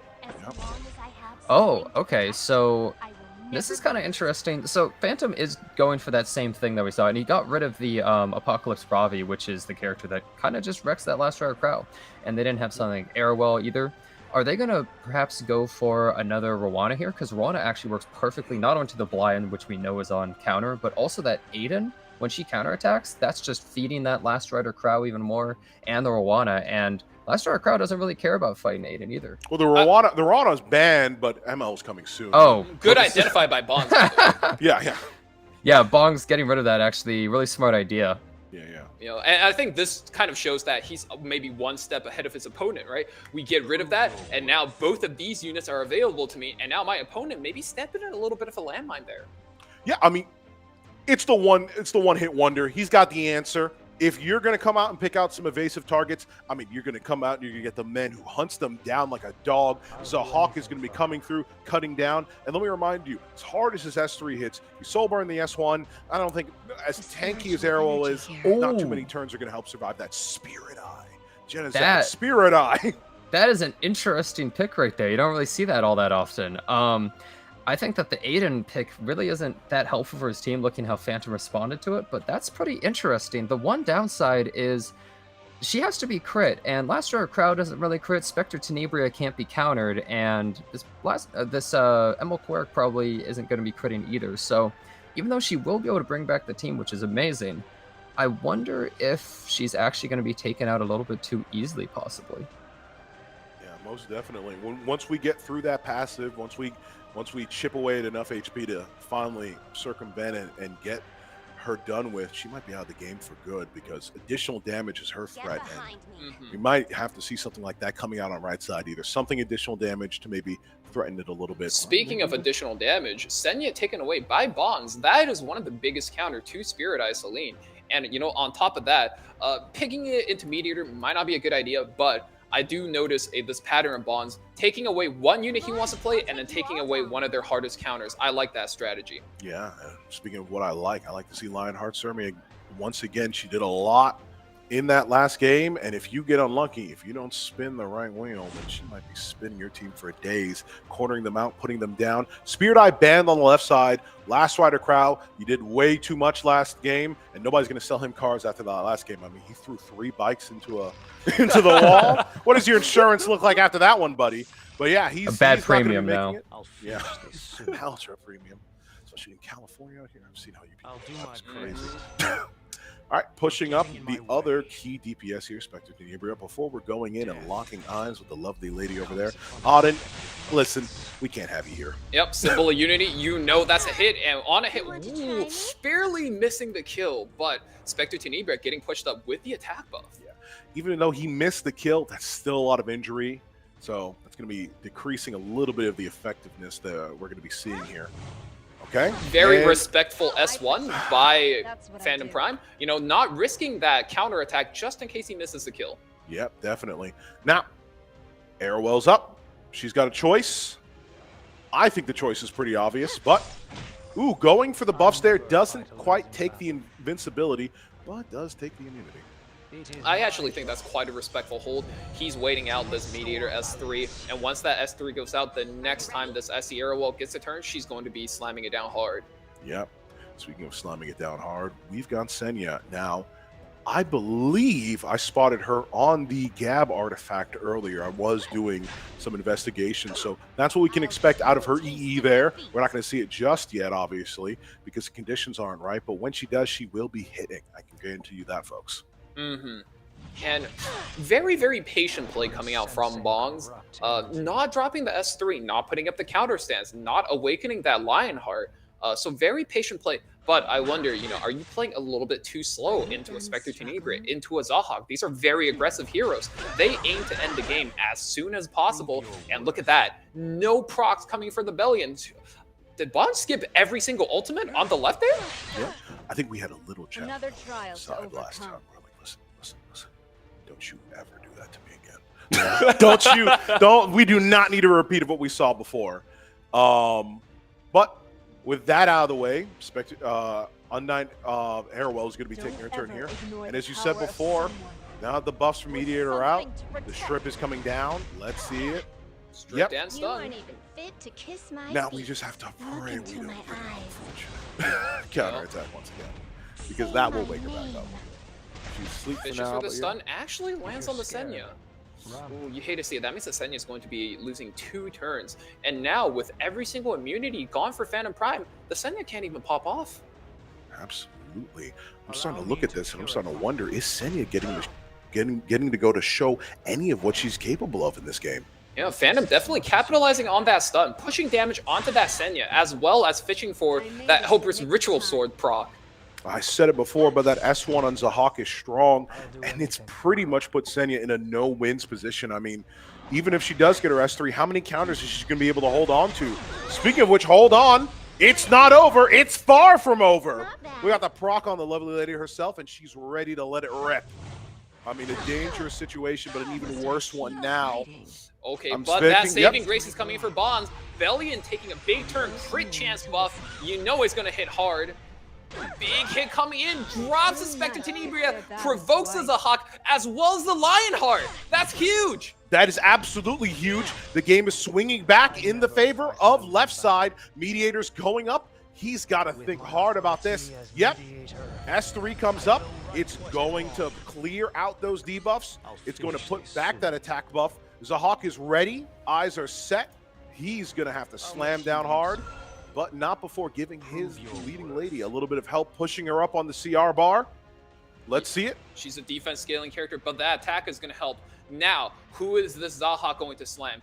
Big injuries is going to come in, and as we know, slams into the Arrowell. He says, we are going to take out your mitigation first, and then we're going to worry about your Bellion.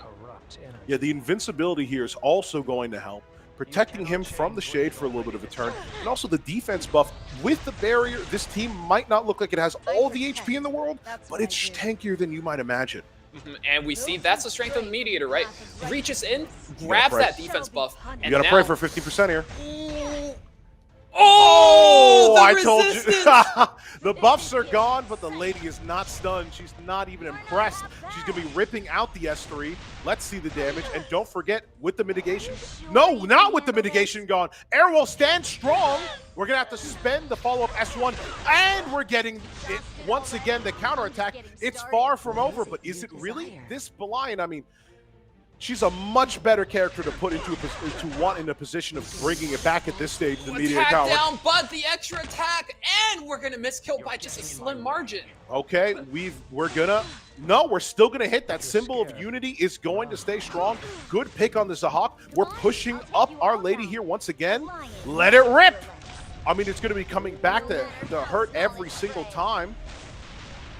Is it going to clutch it out? It will! Ooh, and Phantom! He takes the tempo he got from last game, takes one game, takes 2 games, and you know, with all of that, he manages to pinch his belly again and again. That unit that's caused him to lose so many games, he's starting to punish that now. You love to see it. We're going to round 5, and I need to remind you, this is for 3rd place. These guys are fighting for those Amazon coins with everything they got, Jenna. Yeah, that was actually, wow, that was a really close game. That Zahhak was just barely hanging in there. And I didn't think it would get that close at all, honestly. That Belian almost just soloing like the whole team there at the end. That was a 26,000 health Belian too. Looks like counter actually worked really well for him that time, but it just wasn't enough. I think that was kind of on the value of a lifesteal Lionheart Sirmia, right? Fellas, Lionheart Sirmia is one of those heroes that no matter what she does, the moment a counter, a duel, one of these extra attack procs, she's going to wake up. And with that, she's going to be able to just run it down. And if you have that clutch lifesteal set, she's going to be able to just hold her ground, claw her way back into a match, no matter how dire it seems. You and Jenna were talking about how we needed to see some kind of adaptation in the play here. We saw it. Phantom came back after those 2 losses with bongs, took his lickings, learned his lesson, and now he's going to come back. He's come back into the match. I need to see the same kind of response from bongs. I don't know which one of these 2 are going to win, but I know it's going to be a fierce fight to the finish. I'm really excited to see these guys. You could tell throughout the entire series, they've been making adaptations around each other, and now it's Bong's time.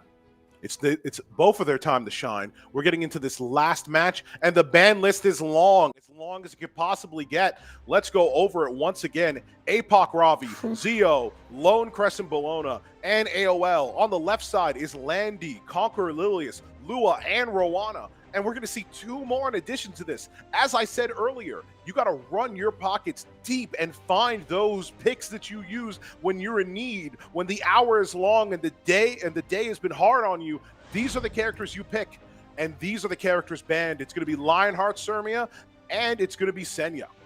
Yeah, this is where games become a lot more interesting too, because so many of your characters are being taken out. Now you have to adapt so much to characters you might not pick that often. It's actually crazy that Spectre Tenebria is still here after 10 bans.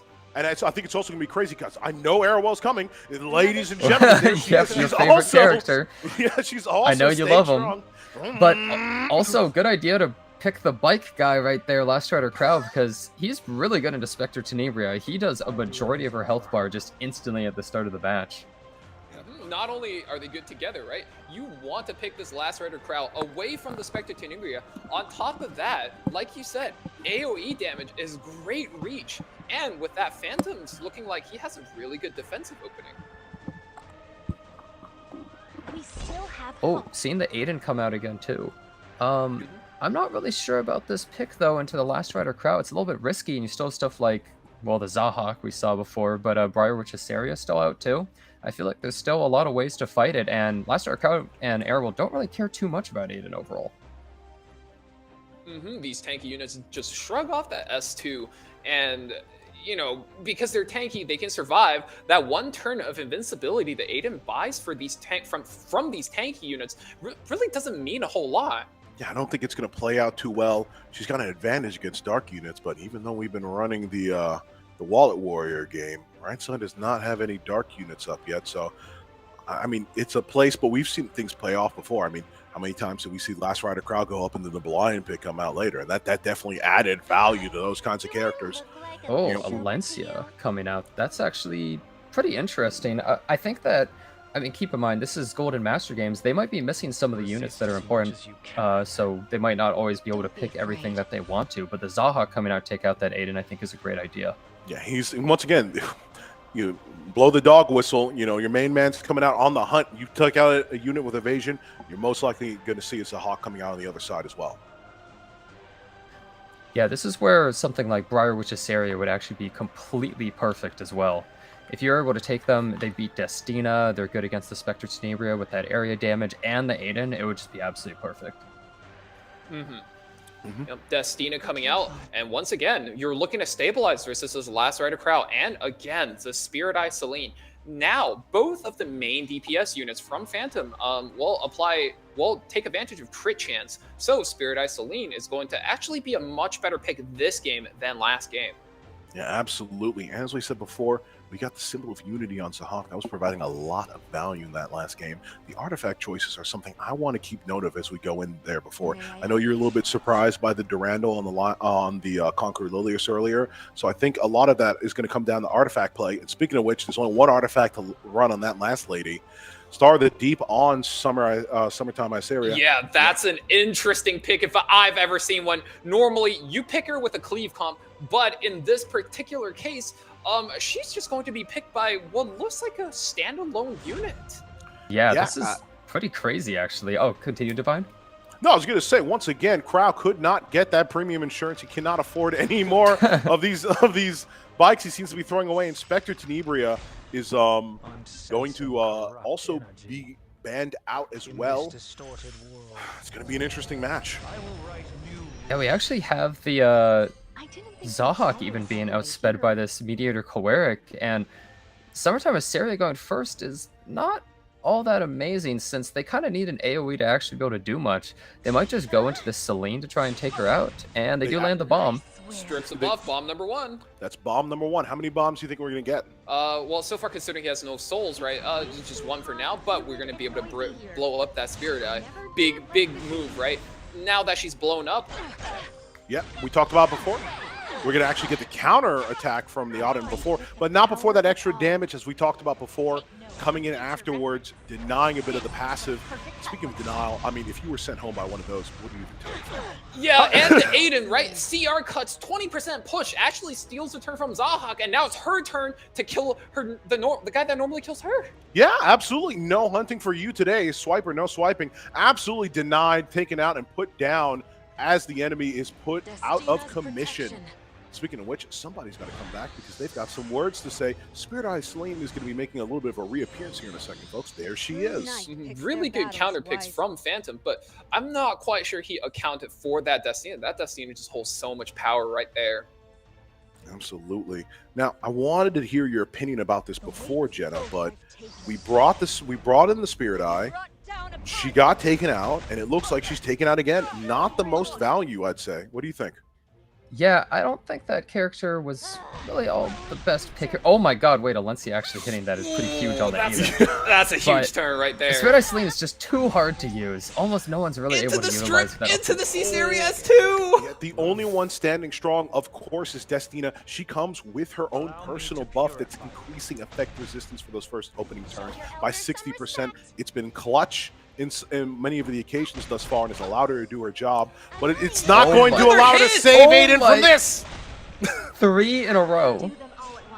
I mean, did you have evasion on that unit? Can we get an artifact check or something? Yeah, Alencia just says, I got you, fam. You worked hard for this. It's my time to clutch this out for you. Just takes those units right out. And now it's up to this Destina's Mediator combo. By my job as Mediator, I must bring back this 2v3. Don't be afraid. Wow, looking at the draft, I did not expect this to happen. I absolutely did not expect this to happen at all. And I'm sorry to say, I mean, I thought it was a decent play with the S3 coming out when it did, but a little bit too early. Didn't look like Lady Luck had anything to do with us. I thought Bongs had it with that clutch Destina pick. It looked like she was going to be able to stabilize everything. But, you know, how do you stabilize an evasion team that's not willing to evade? That's just terrible luck. Yeah. You take the broken attack. I'll take the defense break. equals out about to not a noticeable amount of damage, especially with Guardian Ice Crystals on the Destina. We're taking away at this summertime in the back. Do you think we see it? Kraus finally going to do it? Yeah, this is normally on ladder, right? Yeah. When you lose all your DPS units like this, you tell yourself, maybe today. Resistance! Did you see that there? That is key. He even soul burned for it, ladies and gentlemen. But Mediator is standing strong nonetheless. He's got a job to do. This is very lore friendly right now. He's not giving up at all. Go now. Yep, and like you said, yeah, that's a dual attack. No. You shake one off. Can you shake off a dual attack? Unfortunately not. That was not the best time. Do we have S3 back? Not quite yet, but in a tournament, you got to take every turn you get. You got to fight for every inch, every tooth and nail. Yep, we got the S3, and Destina has 2 turns left on that S3. Can Bonds last through that to use the Destina for that big revive, big comeback? Now, I talked about this a lot before. I like Idol's Cheer on my Destina, pushing up, making her a little bit stronger in these cut situations, but we have the Guardian Ice Crystals instead. That's not going to give us everything we might need, because we're going to be going through all these units. That buff I was talking about before, the increased 60% effect resistance, is gone, which means the bomb is going to be landing. We've got to make some decisions. With an increasing frenzy, right? Everything's landing on the Destina. Self S2 comes out. Now you're on a timer. Before, you had all the chance in the world. Alencia won't defense break you. But with the bombs coming in from the Summertime Iceria, especially with that ramping effectiveness and attack, you are now in so much danger, and you better be able to fight back. Yep.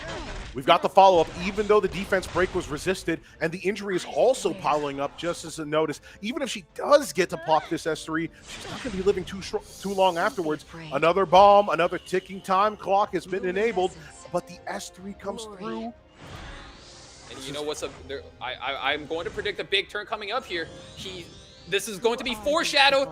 ML Celine going to put up AoE Immortality. Does the Alencia have the cooldown to be able to fight back against him? Ooh, soul burn! She's going to be taking the turn first. Yep.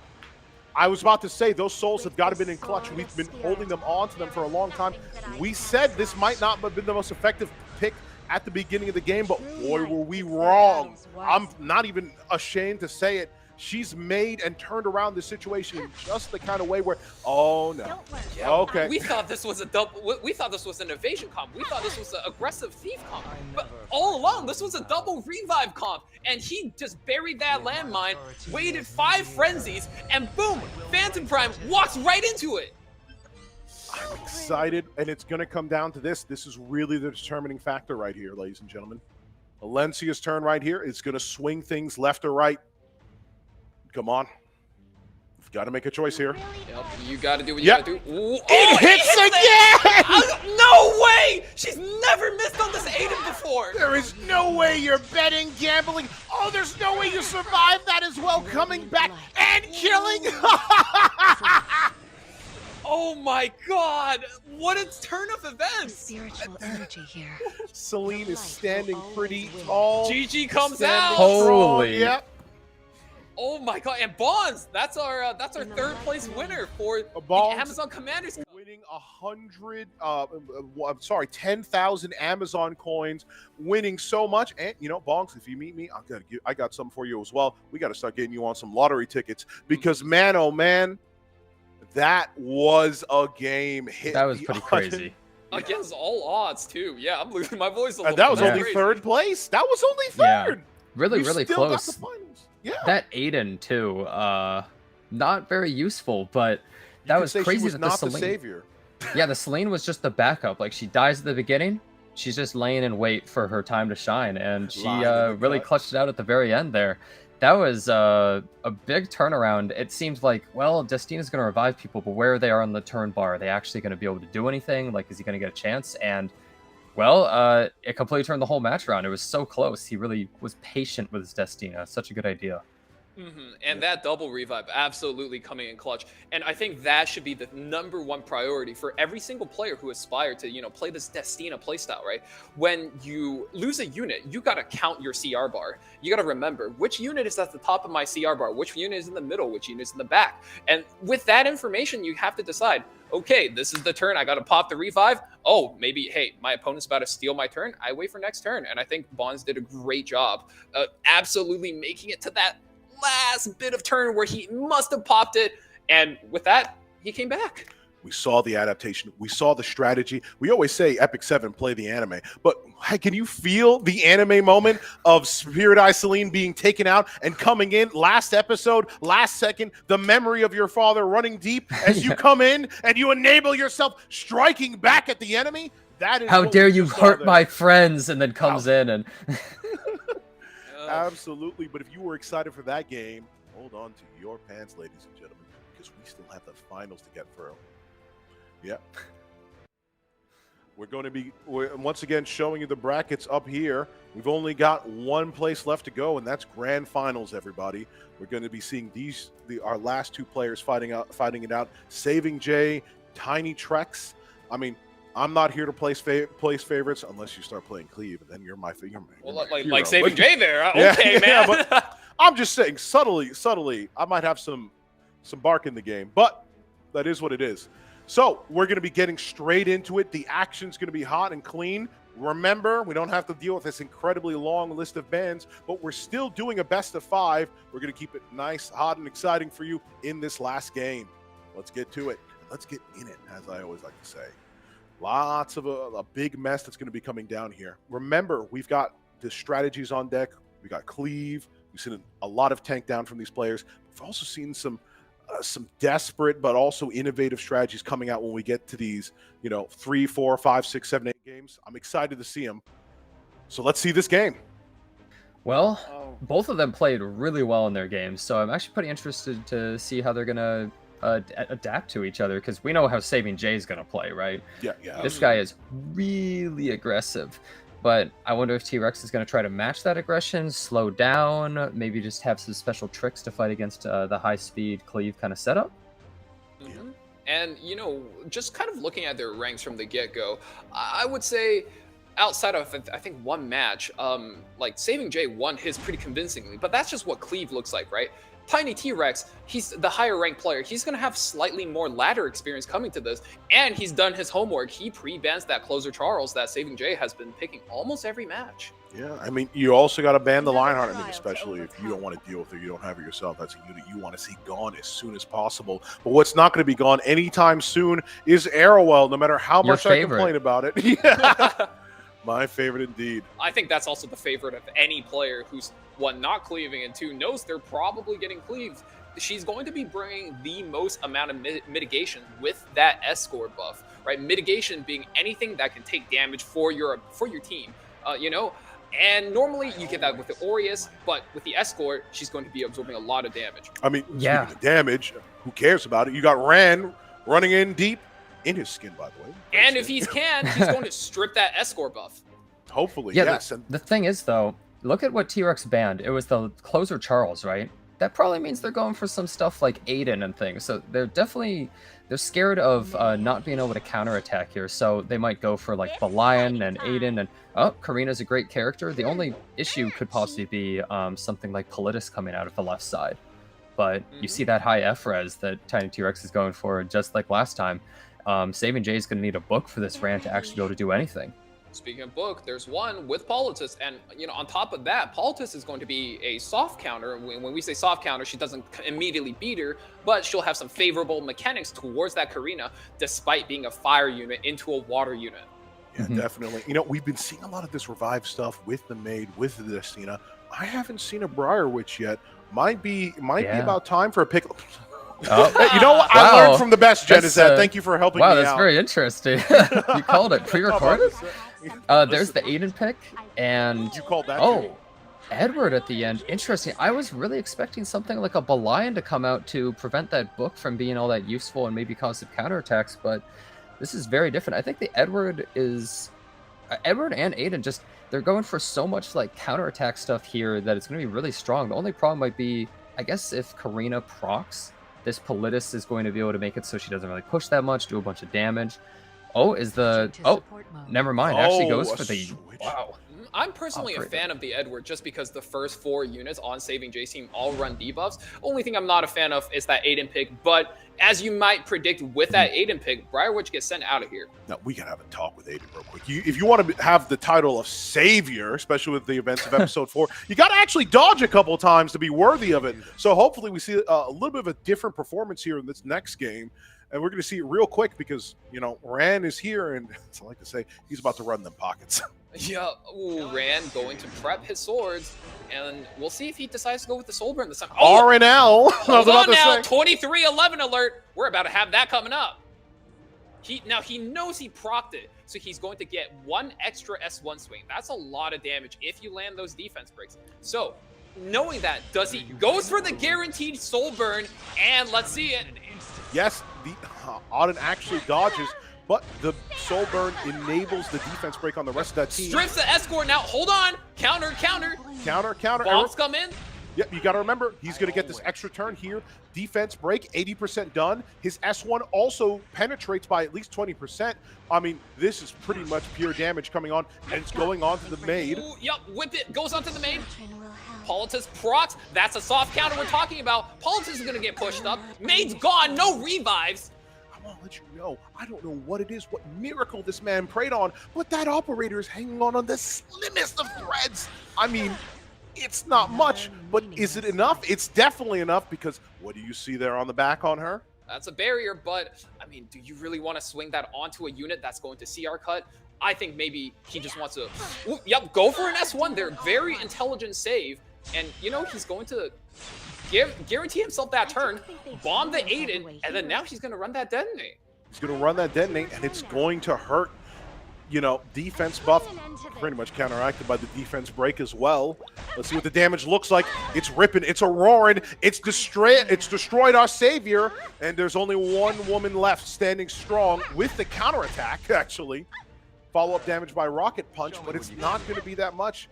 We relied on the defense, and our defense is broken. I'm sorry to say, but even an Espa unit can't save this. Yeah. Excellent adaptation, right? You know, we said you got to adapt in draft, but that I think was one of the cases where Saving Jay was able to adapt in game. Earlier, we watched him, I don't remember if that was on stream, play a game where he greeted that soul burn, and that costed him the game. And now I think he's learned his lesson, and he's adapting to that very, very well. Yeah, that was a really decisive win, honestly. He also played it perfectly. He took time with his turns. He didn't get a little hasty with that Aiden and push her up or anything with the operator Sigurd. He was like, I can just play it safe. Don't need to use any skills. I can just use the bomb on her after. And he played it perfectly, honestly. He just completely locked his opponent down. T-Rex needed maybe some more tricks up his sleeve to be able to possibly fight there. You've been talking a lot about this throughout the tournament, Jenazad, about these tricks. Could you highlight a little bit for us? Like, what are the tricks you like to run? What are the preparations you usually like to have for these kinds I'll of admit, matches? I'm not the best against Cleave right now. I find it a little hard fighting like Ahmed and all this other stuff, but I was really thinking that they were going to play to their strengths of having resistance there, to have things such as Belian on their team to really be able to stop that book, which is, I think, is a huge deal. And also, I kind of expected something like Zio to possibly stop them as well. I think that you could have possibly locked down a lot of Saving Jay's team there. The Edward was a good idea, but Aiden was a little bit risky there, as we saw. It was so close to killing the operator Sigurd, which would have been nice, but it's just not the best into the team they're fighting. Yeah, I'm with Jenna on this. I think we saw Saving Jay pull out a lot of combos, right? We saw the Rand Caesarea. We even saw a counter pick of Operator Sigurd into that Karina. I think there was a lot of cohesion within the team comp, within the builds, within the play, right? I think Tiny T-Rex has a lot of what I would consider independent contractors, right? These units that are strong independently, such as the Karina. But like Jenna said, right? Maybe you play a Belly and you remove the souls, and then suddenly you have a Sage Ball as well. That guy steals a turn. They have no souls, no turns. Suddenly, you become interrupted, and then how do you win the cleave? You can't combo. You can't chain your turns. I gotta start taking notes here, because I'm getting advice from 2 legend players, and I'm sure everyone else at home is going to be using that advice very well. The season is coming to a close soon, but what's opening up is the next match here. Yes, we're going to be continuing with those pre-bans. Not as long a list as I said. I can even name them off in a couple seconds. Closer Charles and Catwalk. Commodore Lilius. Catwalk Lilius. Catwalk Lilius. Listen, she's got the strut. She's got the stuff. Speaking of which, we're going to be seeing no more stuff coming out from Rand. Banned, absolutely. I think we all saw that one coming. And in response, I don't want to see any more of your Karina. Yeah, I mean, but guess what? great I bet adaptations. Errol's going to be picked. Are you rubbing this in on me at this point? Is this how you feel? This is where you get your kicks off? On live, on stream? Yeah, a little bit. Bullied Just want out to here. just a little bully a little bit. But something to note is basically a cleave team is kind of like a combo. It's this big combo where you have to really tie everything in. And what T-Rex needs to do here is they need to find some way to interrupt that combo. That's why the Belian last game could have been something good to like possibly make it so the Ran isn't that effective. They need something other than just the resistance here to help them survive. Because Saving Jay here is going Ahmed. And you can go stuff like Strays, Emma Laika. There's so many characters. You just go full aggression. You can't tank down against this unit that easily. Like you highlighted, right, Jenna? It's like if you're new to the game and you don't know what a cleave is, I would liken it to playing a card game, except you get to start with your entire combo in your opening hand. Whereas now the other player have to play these reaction things like the belly. You got to take these parts away. You got to mill their combo out of their hand. And speaking of mill their combo out of their hand, we still see Tiny T-Rex going with the staple, SC Airwall denying the damage, as well as May Chloe denying, these kills with the revive. Now, let me highlight something a little bit here. You're a legend player yourself, of course, Valky, but you've had some experience with the Operator Secret. You've picked her yourself against Arrowells before. It hasn't always worked out in your favor, as some highlight clips might demonstrate. But it does bring up a fact that these players are playing against each other's picks wonderfully. Of course, once again, there's a Reviver on the right side. Once again, that means I'm expecting something like a Briar Witch, but maybe we don't, because this damage is out of the world on left side already. Responding with a Ravi, tanking out the damage, swing back a revive, as well as Aiden. Yeah, Saving Jay's team so aggressive here, and it's exactly like you pick Operator Sigrid, you pick Strays, you just pick so much damage that the opponent can't just out-tank that. So Saving Jay is probably going to end with another just huge damage thing, or possibly some sort of opener that's really good into T-Rex's team. But I think T-Rex really needs to round their draft off with something that, well, Saving Jay has to ban, but I'm not sure if he's going to be able to survive everything that's coming his way. And speaking of not being able to survive, a Commander Pavel locked in here. The hero of the tournament. I mean, the tournament's named after him pretty much, right? Yep, locked in here, and that's so much damage. 4 damage dealer, 1 support on the left side, and on the right side, response with the Politis. As defensively, I'm gonna bet that's a Degen Politis. Banned out of here, as well as the Briar Witch. So, how do you guys reckon this one will play? See my Briar Witch. Oh, good luck, Aiden. This match is good luck, Aiden. Hope you got this. Yep. Ahmed obviously coming out here first, actually putting up those skill nullifiers, protecting the team, and with the follow-up. Tell us a little bit about this. Yep. Now you got the swift attack. That means every time you take a turn, you get to put on 50% more CR. But if Operator S2s and gets a kills here, I don't think she's going to be benefiting off of that buff. This is mostly for the attack, as well as that crit damage buff coming in from the Fan of Light and Darkness from that Ahmed. That's going to be a lot of damage. Ooh. It pens defense by 100%, and the greater attack buff coming in as well. I mean, we're dropping bombs on the city. Call it an Operator Secret. Yep, drops and hits the Aiden. Oh my god, this unit's The not follow-up dodging. It's illegal. He put him down in the my. grave. Commander Pavel following up, coming in, slicing through with his defense pen as well. Put down the shot. You're done. You're done. Oh, hanging on with a sliver of health, but the Destroyer of Worlds himself will finish you off. With one hand, the sword comes slinging down. Stray says, no more for you, War God. There's one God remaining, and he's on the left side team. Quick, decisive, Saving Jay. I mean, we're already back to the lobby. You're already looking at me again, and the match is over. We talked about this before. It's the same exact position we were in. And You it's gotta over just adapt. like that. Yeah. It's just like that. And like we said, right? Yeah, like so Jenazad said, smooth. he's so combo reliant on this. You have to interrupt the combo. You have to mill your opponent's hand. You can't be letting him play every card in his deck like that. 1, 2, 3, 4. You're even giving him the perfect card order. What does he got to do to stop that? Like, seriously. With the speed comes a need to cleave. Tell us a little bit about it, Jenazad. What did you just see?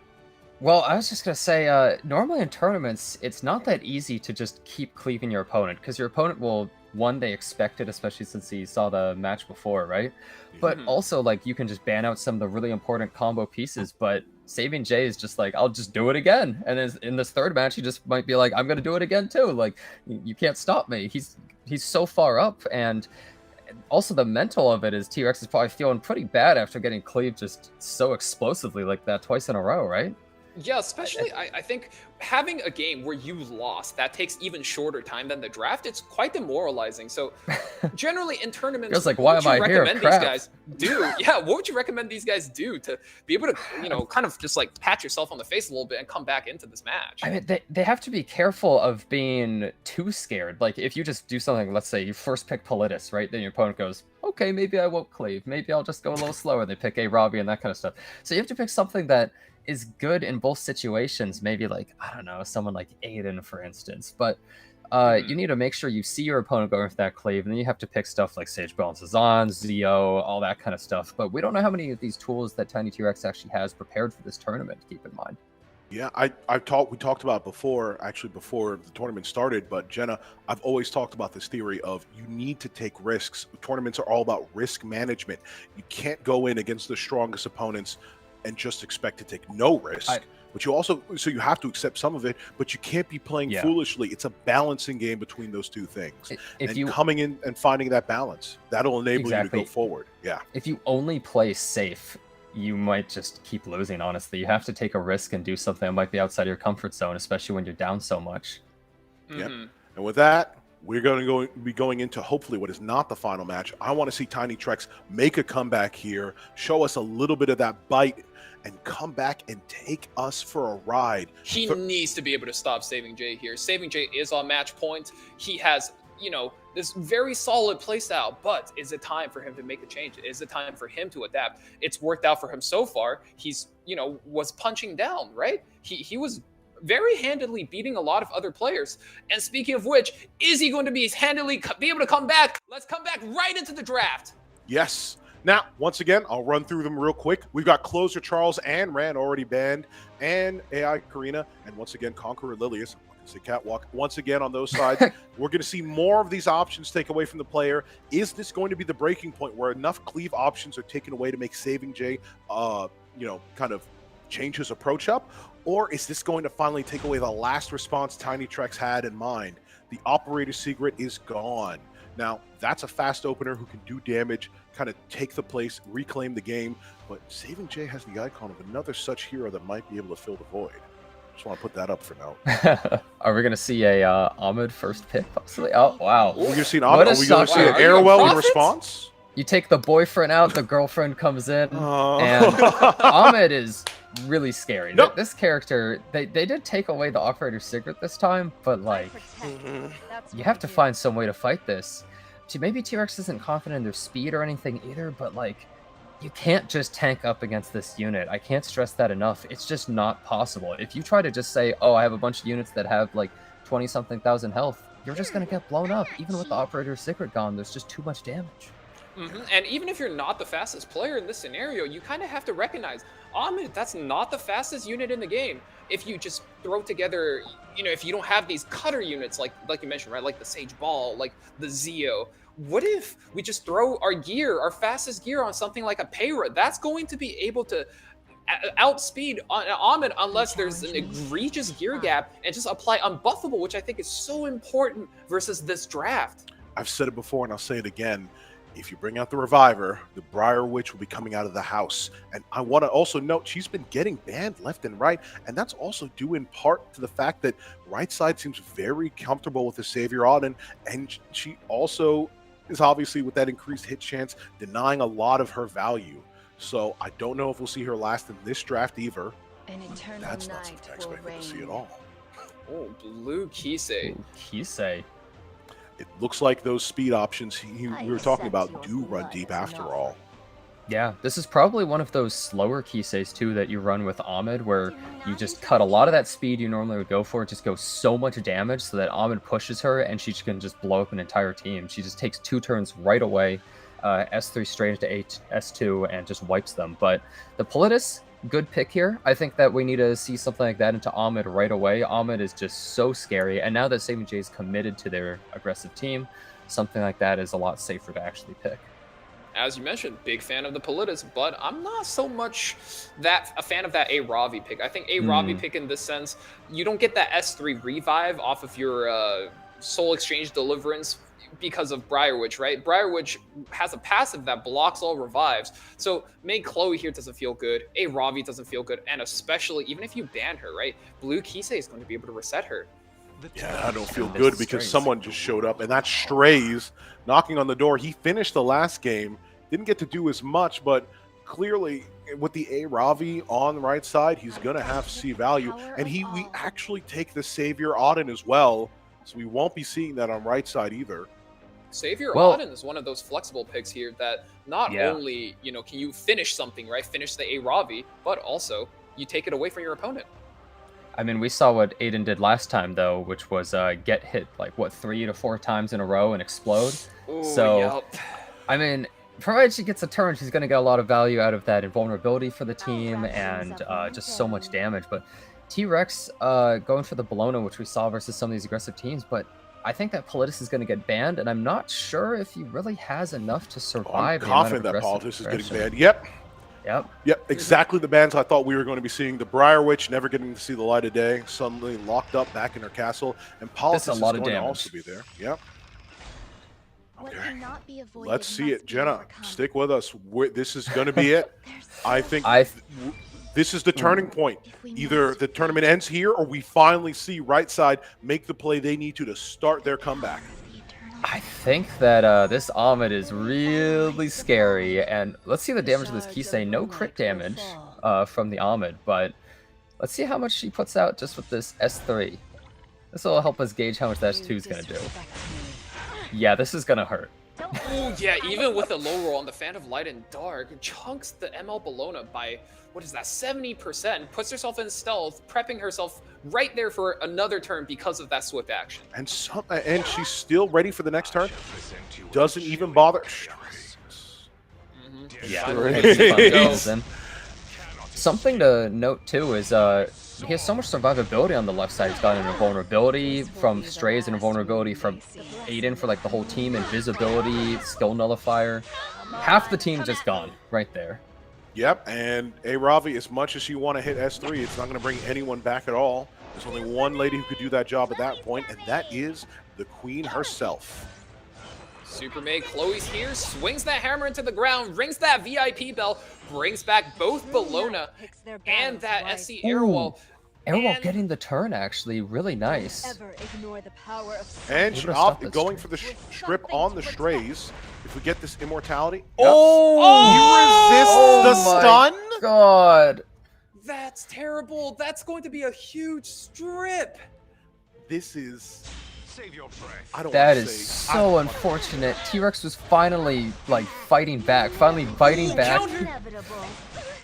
Ooh, it does miss the Aiden pushing her up, but oh my god, wait. He could go for it on the Aiden. It's his only chance. Yeah, this is how gotta be the play. Throw the Hail Mary, you have to. Oh no, he's playing it safe.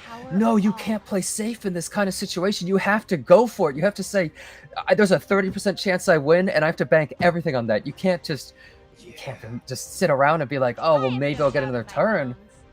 I think that was your last turn. A match point. You have to go for it. You have to say mine kills and go for it. But Aiden doesn't finish the A Ravi there. A Ravi still has a chance to make a revive, make a play, and try to keep Tiny T-Rex in it. Yeah, absolutely. This Ahmed's going to be making her choice here in a couple seconds. I'm on tooth and nails. I'm biting down hard. I just don't know what's going to happen at this point. Well, I do know one thing, and that's we're ripping S3.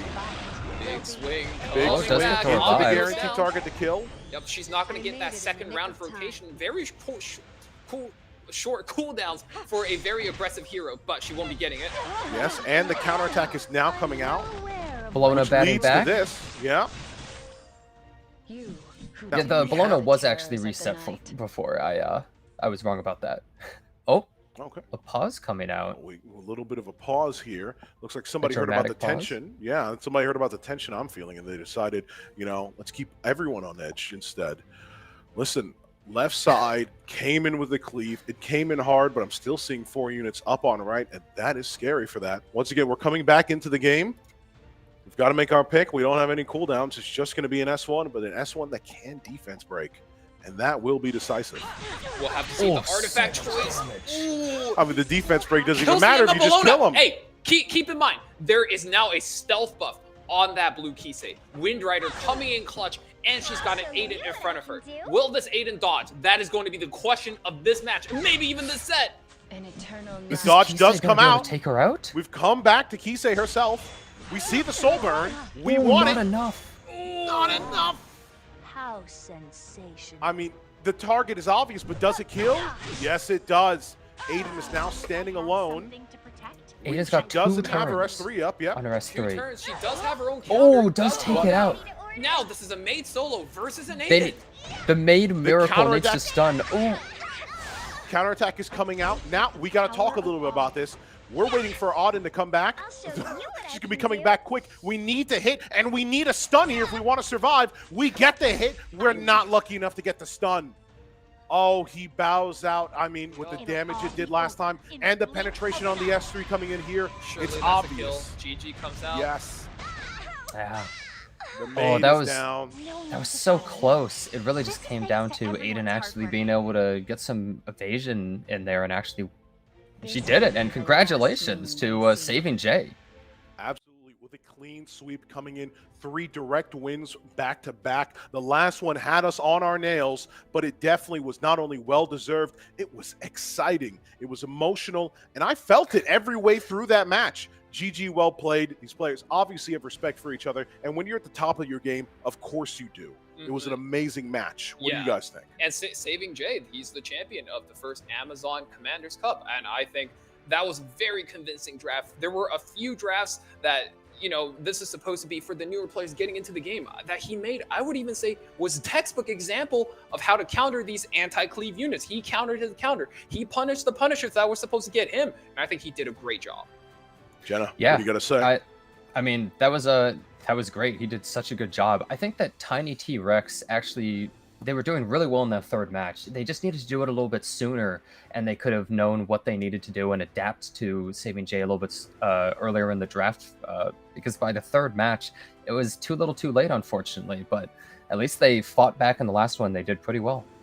Yeah, I can definitely see a universe where if Tiny T-Rex just adapted just a little bit stronger, just a little bit earlier, he actually would have launched a reverse sweep. I fully believe in that. We saw that exact same situation play out in the third place match, but it didn't play out here, and that's really what it is. Victory goes to the ones who are sure-footed and stand strong with their strategy. And coming in, I can't say anyone fit that better than Saving Jay. I mean, you got to look at it. He didn't lose a match this entire tournament, at least from what we saw, right?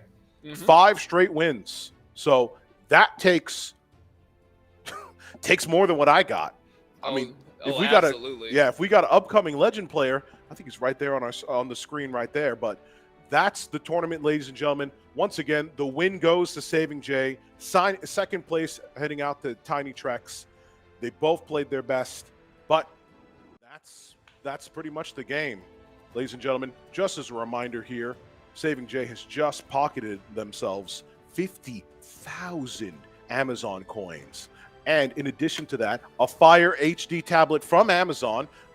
You know, we won one of those from Orbis Caster Clash. I gave that to my mother. So find someone you care about and show them a little bit of love, of course. And if you want to show yourself some love, 3,000 Sky Stones are also coming in first place. Don't feel too bad for Tiny Trex. They're also getting 30,000 of those Amazon coins and 2,000 of those Sky Stones. We're going in through a hard winter, a drought. Resources are running low. I can't even pay for gas. But I'm telling you, MLK-Ron's coming out soon. And are you okay? I'm making a hard decision. Anyone, Yeah, he's not waiting for me. I can deal with a little bit of cold as long as I can get my guy. And Tiny Trex is definitely going to have an easier chance at that. Check out those packs. Check out our sponsors. Of course, none of this would have been possible without the Amazon App Store. Go check it out on on your tablet, on your devices, on your phone. Once again, this couldn't have been possible without Smilegate, and this couldn't have been possible without you guys, okay? Your support, all the people who are participated, everyone at home, this tournament existed for you, and we're more than happy to put it on and thankful that you were here for it. Yes. Now, the next tournament, of course, is going to be coming up in a little bit. You're going to be registrations and signings up are going to be on the 14th of May. Yep, May 14th. This will be open to all challenger and champion players. And I don't know, we got some amazing games today. You know, we thought these were going to be up and coming talents, but these matches look very, very convincing for me as somebody who's seen a lot of matches in my time. And I'm personally excited to see the champion matches coming up, especially considering what we got. Yeah, this Conquer Cup should be good too. Oh, a surprise Meru? Surprise Meru. And you know what? Speaking of that, thank you again to Amazon. And, you know, if you guys are motivated, you guys want to play these, you guys should definitely download the Amazon App Store and download E7 on those from that App Store and get your savings on. Yeah, we got a lot coming. I talked about it before. I gave the tablet to my mother. She's now playing Epic 7. Oh, She's no. Oh, my God. She's already became an Epic cleaver herself. I saw her roll 20 speed on her opening health set gears. I mean, there's another menace coming down anytime soon. But speaking of a menace, we've got to put it down to the sole predictor, the progenitor, the man with future Stop! himself. Why are you doing this? You were calling it that in those couple first matches, calling out band after band. I'm just a floating head here, okay? I am nothing but a guest here, okay? Just witnessing the two of you do your work. And honored. I will say, Divine, you know, a little bit of advice. Maybe the gas is a little bit more important than MLK-ron. But other than that, I think these games were really good. It was really fun to watch them. I think you guys did a great job as well. And overall, I think the tournament went really well. And the Conquer one coming up should be very interesting as well. Yeah, we're excited to see that one. Yeah, at the Conqueror tournament, we're going to be seeing players from Champ to Emperor ranks participating in that. So a little bit closer to your field of home play. We're seeing a little bit more of what I'm used to there. So I'm going to be leading on your expertise and whichever guest we bring on for the next one as well. But it should be exciting. I was Champ to Challenger. Yeah, sorry, not Emp. Champ to Challenger. Apologize about that. But yes, we're going to be seeing that. We're going to be getting into a tournament that's definitely going to be as exciting as this one. And I couldn't be more happy for it. My name's Divine Shadow. I was happy to bring this to you folks. Valky here. Thank you guys for joining us. It's been such a chill time. And lastly, our honored guest, Jenazad. Yep. Jenazad here. Thanks for having me on. It was great just being able to witness the entire tournament in person like this. Well, not quite in person, but you know what I mean.